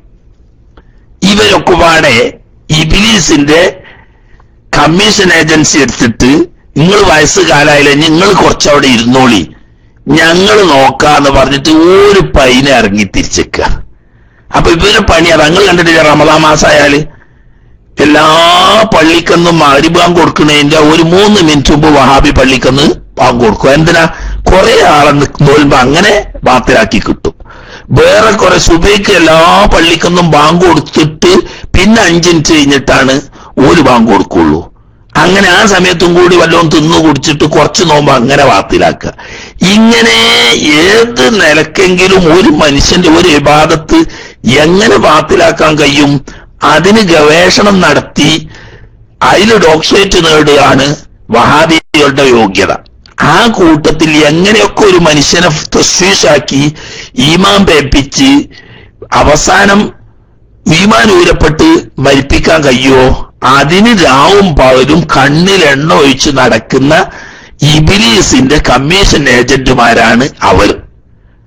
അതുകൊണ്ട് അവരെ പണി അത് ഇബ്ലീസ് മനുഷ്യക്കോലത്തിൽ വന്നതാണ്. ഇപ്പൊ കണ്ടില്ല നിങ്ങൾ, ആ ഇബ്ലീസ് കേറിയിട്ട് ആകെ ആ മതം തന്നെ കരിമ്പും കൂട്ടത്തേക്ക് കാട്ടാന കേറിയേക്കായിരുന്നു. വഹാബി മതം ആകെ ഇങ്ങോട്ട് ഒടിച്ച് മുറിച്ച് ഒരു ഭാഗ്യാക്കിയാണ്. ആകെ ജിന്ന് കയറിയിട്ട് ഈ ജിന്ന് തന്നെയാണ് എന്റെ കാഫർ തന്നെയാണ് ഈ ശൈത്താൻ എന്ന് പറയുന്നത്. അവരെ വല്ലിപ്പാപ്പയാണ് ഈ ഇബ്ലീസ് എന്ന് പറയുന്നത്. മനസ്സിലായില്ലേ? അപ്പൊ അത്രേ ആ വിഷയത്തിൽ ഉള്ളൂ. ഞമ്മളൊക്കെ ഇപ്പോൾ എത്ര കൊല്ലായി പഠിച്ചു വെച്ചിട്ട് 10-20 കൊല്ലം കഴിഞ്ഞു ഞാനൊക്കെ ഇവിടെ ആയിട്ട്. ഈ കാലത്തിന്റെ ഇടക്ക് എപ്പോഴോ 1-2 കൊല്ലം ചില പ്രത്യേക കാരണങ്ങളാൽ പോകാൻ പറ്റില്ല എന്നുള്ളത് വെച്ചാൽ ഇതുവരെ പോയതൊക്കെ ഷാഫി മദ്ഹബ് അനുസരിച്ച് തന്നെയാണ്. ഒരിക്കലെങ്കിലും ഷാഫി മദ്ഹബിൽ നിന്ന് മാറേണ്ട ഒരവസ്ഥ ഹജ്ജിന് പോയപ്പോഴോ ഉംറക്ക് പോയപ്പോഴോ ഉണ്ടായിട്ടില്ല. പക്ഷെ ഷാഫി മദ്ഹബ് പഠിക്കണം എന്ന് മാത്രം. ഷാഫി മദ്ഹബ് എത്രമാത്രം വിശാലമാണെന്ന അത് പഠിക്കണം. സ്വന്തം നമ്മൾ ഓതി പഠിച്ചിട്ടില്ലെങ്കിൽ പോകാൻ പോകുന്ന ഹജ്ജിനോ ഉംറക്കോ പോകാൻ ഉറങ്ങുന്ന സമയത്ത് ഒന്നിരിക്കൽ അറിവുള്ള ഉസ്താദന്മാരുടെ കൂടെ പോവുക, അതല്ലെങ്കിൽ അറിവുള്ള ഉസ്താദന്മാരിനായിട്ട് പഠിച്ചിട്ട് പോവുക. അങ്ങനെ വേണ്ട. വഹാബിക്ക് അതൊന്നുമല്ല ലക്ഷ്യം. എങ്ങനെ ഒരുത്തന്റെ ഈമാനോ അമലോ ബാത്തിലാക്കാൻ കഴിയുക, അതിന് ഇങ്ങനെ ഇബ്ലീസിന്റെ അടുത്തുനിന്ന് കമ്മീഷൻ വാങ്ങിയ ഏജന്റ് പണിയാണ്. അപ്പൊ ആ കമ്മീഷന് വേണ്ടിയിട്ട് ആളെ എണ്ണം തയ്ക്കണ പരിപാടിയാണ്. അത് ചൂടോർക്കേണ്ടതില്ല. അത് ഇസ്ലാമുമായിട്ട് ആ സാധനത്തിന് ബന്ധമില്ല. അതേ സമയത്ത് ഷാഫി മദ്ഹബ് ഇസ്ലാമിന്റെ ഭാഗമാണ്. അത് മുസ്ലിങ്ങൾക്ക് അതിനെ പറ്റിയിട്ട് അറിയുള്ളൂ. അത് ഷാഫി മദ്ഹബ് പഠിച്ച ഉസ്താദന്മാരോട് ഹജ്ജിന് പോകുന്നതിന്റെ മുമ്പ് അല്ലെങ്കിൽ ഉംറക്ക് പോകുന്നതിന് മുമ്പ് അത് ചോദിച്ചു പഠിക്കുക. അതല്ലെങ്കിൽ വിവരമുള്ള ഉസ്താദന്മാരെ കൂടെ പോവുക. എന്നാൽ ഷാഫി മദ്ഹബ് മാറാതെ തന്നെ ഹജ്ജിന്റെയും ഉംറന്റെയും ഒക്കെ സമയത്ത് ഷാഫി മദ്ഹബുകാരനായിക്കൊണ്ട് തന്നെ അമൽ ചെയ്യാം, യാതൊരു കുഴപ്പവും ഇല്ല.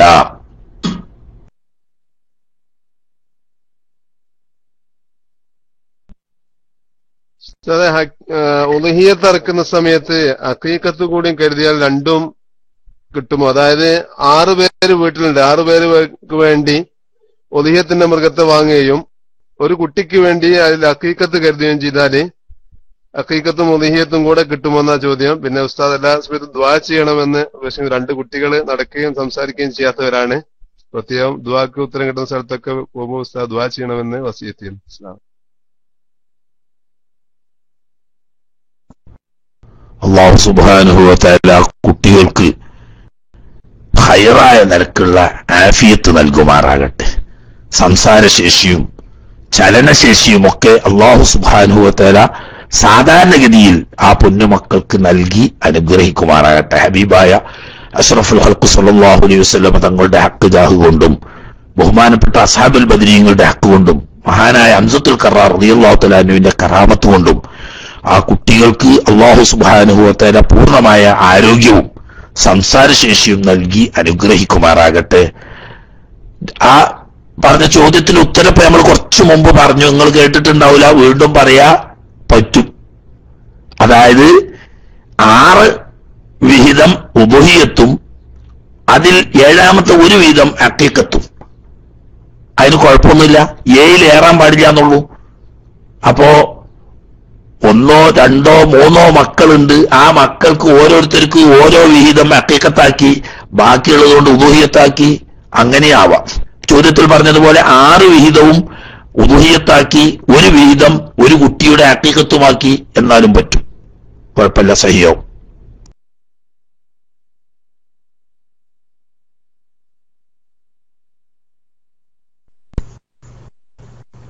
അസ്സലാമു അലൈക്കും വറഹ്മത്തുള്ളാഹി. ദർസുമായി ബന്ധപ്പെട്ടല്ല, വേറൊരു ചോദ്യമാണ്. ജമാഅത്തായി നിസ്കരിക്കുന്ന മഅമൂമിന് പ്രായപൂർത്തിയായിട്ടില്ലെങ്കിൽ ജമാഅത്തിന്റെ കൂലി എങ്ങനെയാണ്? മുക്കല്ലഫാണെങ്കിൽ എത്ര ആവണം എന്നുള്ളതിന്റെ വിചാരിക്കുന്നു. ബാറക്കല്ലാഹു. ചോദ്യം മനസ്സിലാണെന്ന് വിചാരിക്കുന്നു. അസ്സലാമു അലൈക്കും.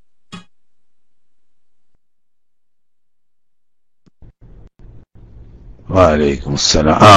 കുഴപ്പമില്ല. ഇമാമും ജമാഅത്തുമായിട്ട് നിസ്കരിക്കുമ്പോ മഅ്മൂമായി നിസ്കരിക്കുന്നത് പ്രായപൂർത്തിയാകാത്ത കുട്ടിയാണ്, എന്നാലും ജമാഅത്തിന്റെ കൂലി കിട്ടും. പക്ഷെ 7 വയസ്സ് പൂർത്തിയായ കുട്ടിയായിരിക്കണം. കാരണം അതിന് മുമ്പുള്ള ഇബാദത്ത് പരിഗണിക്കപ്പെടൂലാണ്. 7 വയസ്സിന്റെ മേലെ പ്രായപൂർത്തിയെത്തുന്നതിന് മുമ്പുള്ള കുട്ടിയാണ് മഅ്മൂമായിട്ടുള്ളത്. ഇമാമ് മുതിർന്ന ആളാണ്, എന്നാലും ജമാഅത്തിന്റെ കൂലി കിട്ടും. ഇനി തിരിച്ചാണെങ്കിലും അങ്ങനെ തന്നെ. കുട്ടിക്ക് നിസ്കാര സംബന്ധമായ അറിവൊക്കെ ഉണ്ട്. ഒരു കുട്ടിയാണ്, പ്രായപൂർത്തി എത്തിയിട്ടില്ല, ഒരു 10 വയസ്സായ ഒരു കുട്ടി നിസ്കരിക്കുകയാണ്, കുട്ടിക്ക് നിസ്കാരത്തെ പറ്റി അറിയാം. ആ സമയത്താണ് ഒരു പ്രായപൂർത്തി എത്തിയ ആൾ കയറി ചെല്ലുന്നത്. അന്നാ ആ കുട്ടിനോട് തുടർന്ന് നിസ്കരിച്ചാൽ ഇയാൾക്കും ജമാഅത്തിന്റെ കൂലി കിട്ടും. അപ്പോ പ്രായപൂർത്തി എത്തൽ ഷർത്തില്ല, മറിച്ച് നിസ്കാരം സഹിയാവുന്ന പ്രായം എത്തിയാൽ മതി. അതിന് 7 വയസ്സ് പൂർത്തിയാകുക എന്നുള്ളതാണ്. അങ്ങനെയാണല്ലോ സല്ലല്ലാഹു അലൈഹി വസല്ലം തങ്ങൾ പറഞ്ഞല്ലോ, മുറുസബിയ ഇദാ ബലഗ സബഅസിനീൻ എന്ന്. 7 വയസ്സ് എത്തിക്കഴിഞ്ഞാൽ കുട്ടിയെ നിസ്കാരം കൽപ്പിക്കണം. എത്തുക എന്ന് പറഞ്ഞാൽ 7 വയസ്സ് പൂർത്തിയാകാണ്. ബലഗക്ക് അങ്ങനെ അർത്ഥം, 7 പൂർത്തിയാവണം. 7 പൂർത്തിയായി 8ാം വയസ്സിലേക്ക് പ്രവേശിച്ചു കഴിഞ്ഞാൽ ആ കുട്ടി ഇമാമായി നിസ്കരിച്ചാലും പറ്റും, മഅ്മൂമായി നിസ്കരിച്ചാലും പറ്റും, ജമാഅത്തിന്റെ കൂലി കിട്ടും.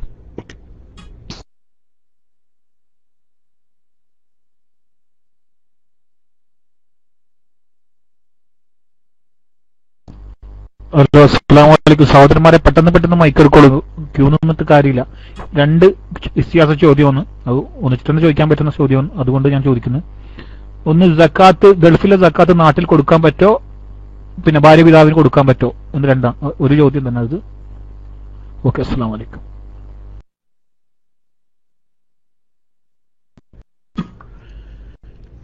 ഷാഫി മദ്ഹബിലെ മുഅ്തമദായ പ്രബലമായ അഭിപ്രായ പ്രകാരം ധനം നാട്ടിലാണുള്ളതെങ്കിൽ നാട്ടിൽ കൊടുക്കണം, ഗൾഫിലാണ് ധനമുള്ളതെങ്കിൽ ഗൾഫിൽ കൊടുക്കണം. ഉദാഹരണം, ഗൾഫിൽ കച്ചവടം ചെയ്യുന്ന ഒരാളാണെങ്കിൽ അയാളുടെ സക്കാത്ത് ഗൾഫിൽ തന്നെ കൊടുക്കണം എന്നാണ് നിയമം. ഷാഫി മദ്ഹബ് അങ്ങനെയാണ്. എന്നാൽ മറ്റ് ചില മദ്ഹബുകളുടെ അടിസ്ഥാനത്തിലും ഷാഫി മദ്ഹബിലെ തന്നെ ചില ഇമാമിയങ്ങൾ ഫത്വ ചെയ്തതുകൊണ്ടും, നമ്മളെ ബഹുമാനപ്പെട്ട ഷാലിയാത്തി, അഹമ്മദ് കോയ ഷാലിയാത്തിന്റെ ഫത്വയിലൊക്കെ അങ്ങനെ ഉണ്ട്, മസ്ലഹത്ത് അനുസരിച്ച് ഈ കച്ചവടം ചെയ്യുന്ന സ്ഥലത്ത് നിന്നിട്ട് മാറ്റി നാട്ടിലെ അയൽവാസികള്, ബന്ധുക്കള് പോലെയുള്ള ആളുകളെ പരിഗണിച്ചുകൊണ്ട് മസ്ലഹത്തിന്റെ അടിസ്ഥാനത്തിൽ നാട്ടിൽ കൊടുക്കുന്നതിന് വിരോധമില്ല എന്ന് ചില ഫത്വകളുണ്ട്. അതനുസരിച്ച് അങ്ങനെ ചെയ്യാം. അങ്ങനെ ചെയ്യുമ്പോൾ ഭാര്യാപിതാവ് സക്കാത്ത് വാങ്ങാൻ അർഹനാണെങ്കിൽ അദ്ദേഹത്തിന് കൊടുക്കുന്നതിന് കുഴപ്പമില്ല എന്നല്ല, നല്ലതാണ്. കാരണം അതൊക്കെ ബന്ധുക്കൾ എന്ന് പറഞ്ഞവരിൽ പെടും. നമ്മൾ ചെലവ് കൊടുക്കുന്ന നിർബന്ധമില്ലാത്ത ആളുമാണല്ലോ. ആകെ നോക്കേണ്ട എന്താന്ന് വെച്ചാൽ, നമ്മുടെ സക്കാത്ത് നാം ചെലവ് കൊടുക്കൽ നിർബന്ധമുള്ള ആളുകൾക്ക് കൊടുത്താൽ മതിയാവില്ല. അഥവാ നമ്മളെ ഭാര്യക്ക്, അതുപോലെ തന്നെ കഴിവില്ലാത്തവരായ ഉമ്മവാപ്പമാർക്ക്, അതുപോലെ തന്നെ കഴിവില്ലാത്തവരായ നമ്മളെ മക്കൾക്ക്, അവർക്ക് നമ്മൾ ചെലവ് കൊടുക്കൽ നിർബന്ധമാണ്. അവർക്ക് നമ്മളെ സക്കാത്ത് കൊടുത്താൽ സഹിയാവൂല. അതേ സമയത്ത് ജ്യേഷ്ഠന്മാർക്ക് കൊടുക്കുക, അഞ്ചന്മാർക്ക് കൊടുക്കുക, പെങ്ങന്മാർക്ക് കൊടുക്കുക, എളാപ്പ മൂത്തമ്മമാർക്ക് കൊടുക്കുക, അതുപോലെ തന്നെ അളിയന്മാർക്ക് കൊടുക്കുക, അമ്മോശൻ കാക്കാർക്ക് കൊടുക്കുക, ഒക്കെ കൊടുക്കുക. അമ്മോശന് മാത്രമല്ല, അമ്മോശന്റെ മക്കളാണല്ലോ ഇപ്പൊ ഈ അളിയന്മാർ എന്നറിയാം, നമ്മുടെ ഭാര്യന്റെ സഹോദരന്മാര്, അവർക്കൊക്കെ കൊടുക്കുക. അവരൊന്നും നമ്മൾ ചെലവ് കൊടുക്കൽ നിർബന്ധമുള്ളവരല്ല, എന്നാൽ നമ്മുടെ ബന്ധുക്കളാണ് താനും, അങ്ങനെ കൊടുക്കുക. ഓക്കെ.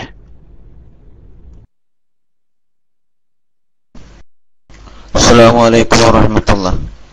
ബാങ്ക് സംസ്കരിക്കാൻ പറ്റിയതിന് ചോദിക്കാൻ കയ്യായി പോയതാ. പിന്നെ എനിക്കുള്ളൊരു ചോദ്യം, ഇവിടെ വന്നൊരു ചോദ്യം, ആദ്യത്തെ കുട്ടി പ്രസവിച്ചപ്പോ അഖീഖ അറുക്കാൻ സാമ്പത്തികമായി കഴിവില്ല, രണ്ടാമത്തെ കുട്ടിയെ പ്രസവിച്ചപ്പോൾ കഴിവുണ്ട്. ഇനി അഖീഖ കൊടുക്കുമ്പോൾ 2 കുട്ടിക്കും കൊടുക്കണോ അതോ ഒന്നിന് കൊടുത്താൽ മതിയോ എന്നാണ് ചോദ്യം. അസ്സലാമു അലൈക്കും. ഞാൻ മൈക്ക്.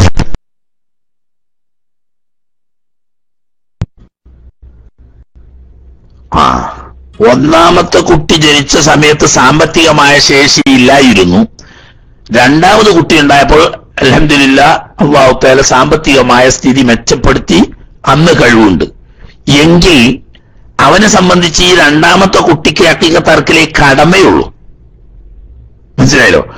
കുട്ടിയെ പ്രസവിക്കപ്പെട്ട് കുട്ടിയുടെ ഉമ്മയുടെ നിഫാസ് കാലം കഴിയുന്നതിന് ഇടയ്ക്ക് സാമ്പത്തികമായ ശേഷി ഉണ്ടെങ്കിൽ അഖീഖത്ത് അറുക്കൽ ബാപ്പാക്ക് കടമയുള്ളൂ.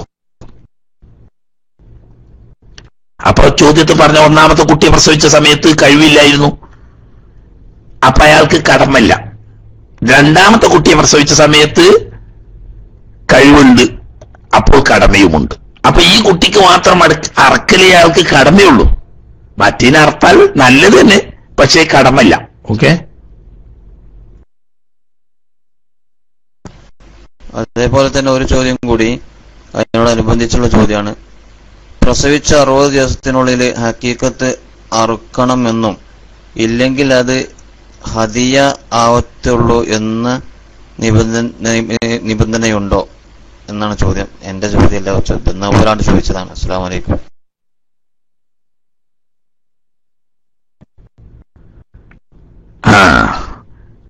അത് മനസ്സിലാക്കിയോർത്ത് വന്ന ചെറിയ പഴവാണ്. 60 ദിവസം എന്ന് പറഞ്ഞാൽ നിഫാസിന്റെ കാലം എന്നാണ് അതിന് പറയാ. ഈ ഉമ്മ, കുട്ടിയെ പ്രസവിച്ച ഉമ്മയുടെ നിഫാസിന്റെ കാലാവധി കഴിയുന്നതിന് മുമ്പ് ഇദ്ദേഹത്തിന് സാമ്പത്തികമായ കഴിവുണ്ടായിരുന്നു എങ്കിൽ അഖീഖത്ത് അറുക്കൽ അയാൾക്ക് കടമയാണ്. അങ്ങനെ കടമ വന്നാൽ കുട്ടിക്ക് പ്രായപൂർത്തിയാവുന്നതിന്റെ ഇടയ്ക്ക് എപ്പോൾ വേണമെങ്കിലും അറുക്കാം, അത് അഖീഖത്ത് തന്നെയാണ്. പക്ഷേ കുട്ടിക്ക് പ്രസവിച്ച ഉമ്മ നിഫാസ് കാലാവധി കഴിയുന്നത് വരെയും ഇയാൾക്ക് സാമ്പത്തികമായ ശേഷി ഇല്ലായിരുന്നു എങ്കിൽ പിന്നീട് ആ കുട്ടിക്ക് വേണ്ടി അക്കീഖത്ത് അറുക്കേണ്ട കടമ ആ രക്ഷിതാവിനില്ല. അത്രയുള്ളൂ. അത് നേരത്തെ പറഞ്ഞ ചോദ്യവുമായിട്ട് ബന്ധപ്പെട്ടത് തന്നെയാണ്. അത് മനസ്സിലാക്കിയോടത്തുള്ള പിഴവാണ്. അതായത് 60 ദിവസത്തിന്റെ ഉള്ളിൽ അറക്കണം എന്നല്ല പറഞ്ഞത്. 60 ദിവസം എന്ന് പറഞ്ഞത് നിഫാസിന്റെ പരമാവധി കാലഘട്ടമാണ്.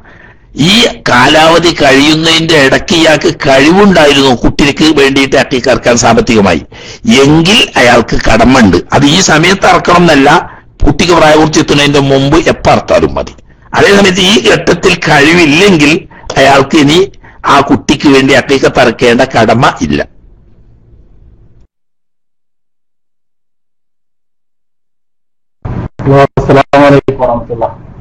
ഒരു ചോദ്യം വന്നത്, ഒരു സ്ഥാപനത്തിലെ സ്റ്റാഫിന് കാശ് കൊടുത്തിട്ട് ഇന്ന സ്ഥലത്ത് സാധനം എത്തിച്ചു കൊടുക്കുക, ഒരു ഫയലാണെങ്കിൽ ആ ഫയൽ എത്തിച്ചു കൊടുക്കാൻ വേണ്ടി പറഞ്ഞാല് അതിന് ടാക്സിക്കുള്ള പൈസ കൊടുക്കുന്നുണ്ട്. അപ്പൊ ഈ പൈസ കൊടുക്കുമ്പോൾ അദ്ദേഹം പോകുന്ന ചിലപ്പോ വേറെ ആരെങ്കിലൊക്കെ വണ്ടിയിലോ അങ്ങനെ സ്നേഹിതന്മാരൊക്കെ പോയിട്ട് കൊടുത്താൽ ആ പൈസ ഹലാലാകുമോ, അദ്ദേഹത്തിന് ആ പൈസ എടുക്കൽ ഹലാലാകുമോ എന്നാണ് അദ്ദേഹം ചോദിച്ചത്.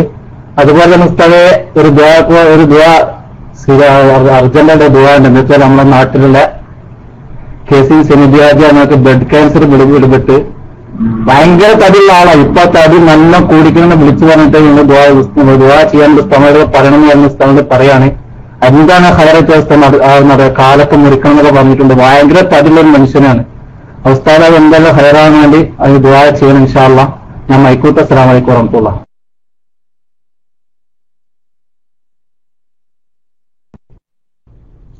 വഅലൈക്കും അസ്സലാം വറഹ്മത്തുള്ളാഹി. അല്ലാഹു സുബ്ഹാനഹു വ തആല സഹോദരന് ഖൈറായ നിലക്കുള്ള ശിഫ നൽകുമാറാകട്ടെ.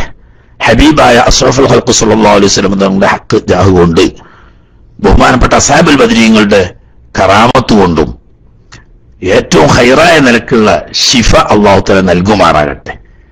ആയുസ് എത്തിയതാണെങ്കിൽ അല്ലാഹു തആല വിഷമത്തിലും കഷ്ടപ്പാടിലുമാക്കാതെ ഹുസ്നുൽ ഖാതിമത്ത് നൽകുമാറാകട്ടെ. വളരെ ഭീകരമായ രോഗമാണ്. നാട്ടിൽ പല ഭാഗത്തും ഇന്ന് വ്യാപകമായി കൊണ്ടിരിക്കുകയാണ്. അല്ലാഹു സുബ്ഹാനഹു വ തആല നമ്മളെല്ലാവരെയും അങ്ങനെയുള്ള ഭീകര രോഗങ്ങളിൽ നിന്നിട്ട് സലാമത്താക്കുമാറാകട്ടെ. അത്തരം രോഗങ്ങൾ വന്ന് പിടിപെട്ട ആളുകൾക്ക് അല്ലാഹു തആല ശിഫ എളുപ്പമാക്കി കൊടുക്കുമാറാകട്ടെ. നമുക്ക് അതിന്റെ ചികിത്സാ രീതി ഇന്നും അപ്രാപ്യമാണെങ്കിലും അള്ളാഹുവിന്റെ കുദറത്തിനെ തൊട്ട് അസാധ്യമായതൊന്നുമില്ല. ഹബീബിന്റെ ഹക്കുകൊണ്ടും ബദരീങ്ങളുടെ ബർക്കത്ത് കൊണ്ടും അവരുടെ കറാമത്ത് കൊണ്ടും അല്ലാഹു തആല ആ സഹോദരനും അതുപോലെയുള്ള ഗുരുതരമായ രോഗം ബാധിച്ച നമ്മുടെ എല്ലാ സഹോദര സഹോദരിമാർക്കും അല്ലാഹു തആല അവന്റെ മഹല്ലായ ഫضل കൊണ്ട് ഈ മഹാന്മാരുടെ ഹക്കുകൊണ്ടും പൂർണ്ണമായ ശിഫയും ആഫിയത്തും നൽകി സമാധാനത്തിലും സന്തോഷത്തിലും ആക്കി കൊടുക്കുമാറാകട്ടെ. ബിറഹ്മതിക യാ അർഹമർ റഹീമീൻ. ഒരു സ്ഥാപനത്തിൽ നിന്നും ഒരു വസ്തു ഒരു നിശ്ചിത സ്ഥലത്ത് എത്തിക്കാൻ വേണ്ടി ആവശ്യമായ യാത്രാ ചെലവ് കൊടുത്താൽ ആ ആവശ്യത്തിന് പോകുന്ന സമയത്ത് ചെലവായ യാത്രപ്പടി മാത്രമേ അയാൾക്ക് ശരിയായ നിലക്ക് അനുവദനീയമാവുകയുള്ളൂ. ആത്മീയമായി ചിന്തിക്കുമ്പോ അയാൾക്ക് ചെലവായ കാശ് മാത്രം എടുക്കാനും ഇല്ലാത്തത് സ്ഥാപനത്തിൽ തന്നെ തിരിച്ചു കൊടുക്കാനും അയാൾ ആത്മീയമായി ബാധ്യസ്ഥനാണ്. അതിന് കൂട്ടുകാരോ പരിചയക്കാരോ സൗജന്യമായി അവിടെ എത്തിച്ചാൽ വേണ്ടത്. അതാണ് അതിന്റെ ശരിയായ മാർഗം. എന്നാൽ ഫിഖ്ഹിന്റെ തലനാരിഴ കീറിക്കൊണ്ടുള്ള ഒരു ചർച്ചയിൽ ചില വ്യത്യാസങ്ങൾ കണ്ടെന്ന് വരാം. പക്ഷെ അതിനേക്കാളും ആത്മീയ രംഗത്ത് നമ്മൾ ചിന്തിക്കേണ്ടത് ഒരു ധർമ്മസ്ഥാപനം, ഒരു ദീനിയായ സ്ഥാപനം അതിന്റെ നടത്തിപ്പിന് വേണ്ടി സ്വരൂപിക്കപ്പെട്ട കാശിൽ നിന്നും അനിവാര്യമായ ആവശ്യങ്ങൾക്ക് ചെലവഴിക്കാവൂ. അങ്ങനെ ഈ കാര്യം ഒരു കടലാസ്, ഒരു റിക്കാർഡ്, ഒരു ഓഫീസിൽ എത്തിക്കേണ്ട ചെലവ്, അതിന് പോകുന്ന ആളുകൾക്ക് വേണ്ട ചെലവ് കൊടുക്കുക എന്നോർത്തില്ലല്ലോ. അപ്പൊ അത് ചെലവായില്ല. എന്നാൽ ആ കാശ് എടുക്കാതെ തിരിച്ചേൽപ്പിക്കലാണ് ധാർമ്മികമായ ഉത്തരവാദിത്വം. അതേ സമയത്ത് ആര് പോവുകയാണെങ്കിലും അവിടുന്ന് ബസ് ഫെയർ ഇത്ര ഉറുപ്പ് ചെലവ് വരും, ആ പൈസ തന്നിട്ടുള്ളൂ, ഇവൻ അവിടെ പോയി അത് എത്തിച്ചും ചെയ്ത് ആ നിലക്ക് നോക്കുമ്പോൾ എനിക്ക് അനുവദനീയമായതാണ് എന്നൊക്കെ ന്യായീകരണങ്ങൾ പറയാൻ വകുപ്പുണ്ടെങ്കിലും സൂക്ഷ്മത അത് ഒഴിവാക്കുന്നതാണ്. ഓക്കെ, ഇനി ഒരുപാട് ആളുകൾ കൈപ്പൊക്കി നിൽക്കുന്നുണ്ടെങ്കിലും ഇന്നലത്തേക്ക് ഇനി ബാങ്ക് കൊടുത്തിട്ടാണ് അറിയാം 5 മിനിറ്റും കൂടി ഉള്ളൂ ബാങ്ക് കൊടുക്കാൻ, അതുകൊണ്ട് ഇനി സമയമല്ല. ബാക്കിയുള്ളവർ ഇൻഷാ അല്ലാഹ് റബ്ബ് തൗഫീഖ് ചെയ്തെങ്കിൽ നാളെ വീണ്ടും കാണാം. അല്ലാഹു തആല തൗഫീഖ് ചെയ്ത് അനുഗ്രഹിക്കുമാറാകട്ടെ. ദുആ ചെയ്യാണ്. ഇന്നലെക്ക് എന്തൊക്കെയോ പറയാണ്ടെന്ന് പറഞ്ഞിനി തെക്കുമല ഉസ്താദ് നിസ്കാരം കഴിഞ്ഞ് എത്തിയിട്ടില്ലേ? കാണാനില്ല. ആദ്യമാണ് ഒന്ന് വേഗം ബൈക്ക് എടുത്തോളൂ ഉസ്താദ്, എന്നിട്ട് നമുക്ക് ചെറുതായിട്ടൊന്ന് ദുആ ചെയ്യാം. അതിനുള്ള സമയമുള്ളൂ.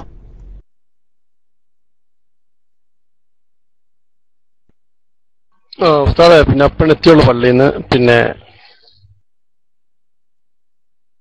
ജിദ്ദയിലുള്ള ഒരു സുഹൃത്ത് കട്ടുപ്പാറുള്ള അദ്ദേഹത്തിന്റെ മരുമകന് ഇഖാമ കിട്ടാതെ കുറെ കാത്തുനിന്ന് അവസാനം കിട്ടി, പിന്നെ അത് കെഫീലിലേക്ക് നഷ്ടപ്പെട്ടു പോയി. അത് കാരണം വളരെ വിഷമത്തിലാണ്. മാസങ്ങളോളമായി ഇഖാമിൽ ചെയ്യേണ്ട. അതിന്റെ പുറമെ നിയമങ്ങൾ കാരണത്താലും അത് ശരിയാകാൻ വേണ്ടി 4444 സ്വലാത്തുന്നാരിത്ത് ചൊല്ലി തീർത്തിട്ടുണ്ട് ആ നേർച്ചാക്കിയത്.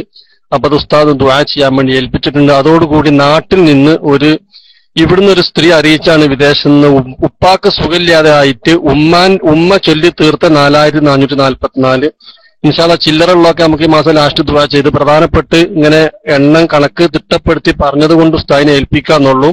പിന്നെ ഇന്നലെയൊക്കെയാണ് ഉസ്താദിന്റെ ആണ് ഉസ്താദിന് PM ചെയ്തിരുന്നു. അപ്പൊ ഇത് രണ്ടും ഉൾപ്പെടുത്തി ഉസ്താദ് ദുആ ചെയ്യുക. ദുആ വസിയത്തോടെ വൈക്കൊടുന്നു ഉസ്താദ്.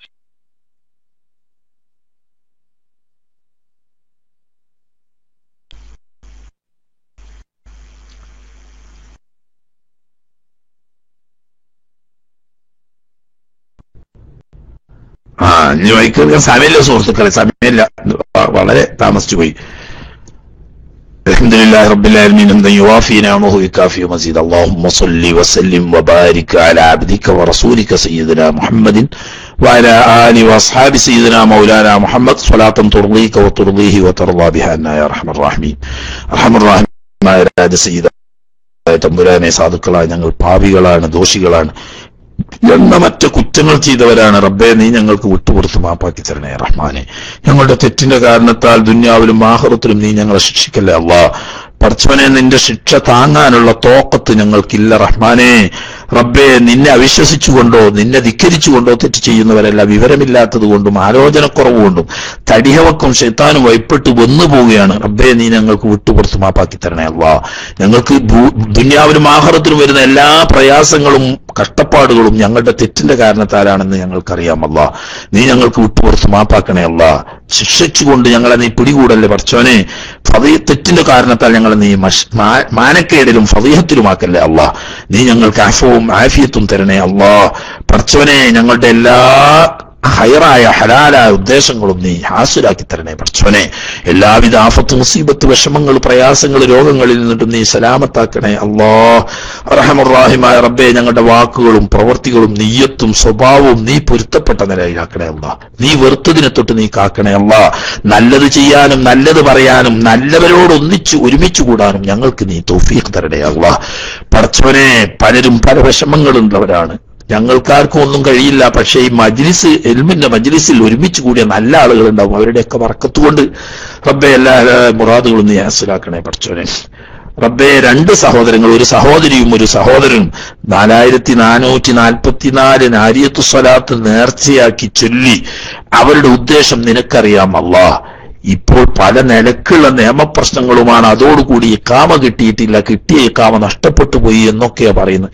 നിന്നെ സംബന്ധിച്ച് ഒന്നും ഒരു പ്രയാസമല്ല. നിന്റെ ഹബീബിന്റെ ഹക്ക് കൊണ്ടും അവിടുത്തെ ആല സഹാബിന്റെ ഹക്ക് കൊണ്ടും അവരുടെ മേൽ ചൊല്ലിയ ഈ 4444 സ്വലാത്തിന്റെ ഹക്ക് ബറക്കത്തുകൊണ്ട് റബ്ബേ, ആ സഹോദരന്റെ എല്ലാ പ്രയാസങ്ങളും മാറ്റി ഈ സമയത്ത് എല്ലാം സൗകര്യമാണെന്ന് നിയമം ഗവൺമെന്റ് പറയുന്ന ഈ സമയത്തെങ്കിലും ആ സഹോദരന്റെ ആ ഇഖാമയുടെ തടസ്സം നീങ്ങി നല്ല നിലക്ക് ഇഖാമ കിട്ടി ഒരു ഹൈറായ ജോലി ചെയ്ത് ജീവിക്കാനുള്ള മാർഗം നീ ഹബീബിന്റെ ഹക്ക് കൊണ്ടും ആ സ്വലാത്തിന്റെ ബർക്കത്ത് കൊണ്ടും എളുപ്പമാക്കി കൊടുക്കണേ അല്ലാഹ്. അതുപോലെ തന്നെ ആ സുഖമില്ലാത്ത വാപ്പക്ക് വേണ്ടി ഇവിടെ വെച്ച് സ്വലാത്ത് ചൊല്ലി ദുആ ചെയ്യാൻ പറഞ്ഞ ആ സഹോദരി, റബ്ബേ, അവർക്ക് നീ പൂർണ്ണമായ ശിഫയും ആഫിയത്തും ഖൈറും നൽകണേ അല്ലാ. ആ സഹോദരിക്കും അതുപോലെ തന്നെ നീ ഖൈറും ബർക്കത്തും അവരുടെ എല്ലാ ഹലാല ഉദ്ദേശങ്ങളും നീ പൂർത്തീകരിച്ചു കൊടുക്കണേ റഹ്മാനെ. അതുപോലെ ഞങ്ങളിൽ പലരും 2 കുട്ടികൾ, നടക്കാൻ കഴിവില്ലാത്ത സംസാരശേഷിയില്ലാത്ത കുട്ടികളെ പറ്റി പറഞ്ഞു. റബ്ബേ,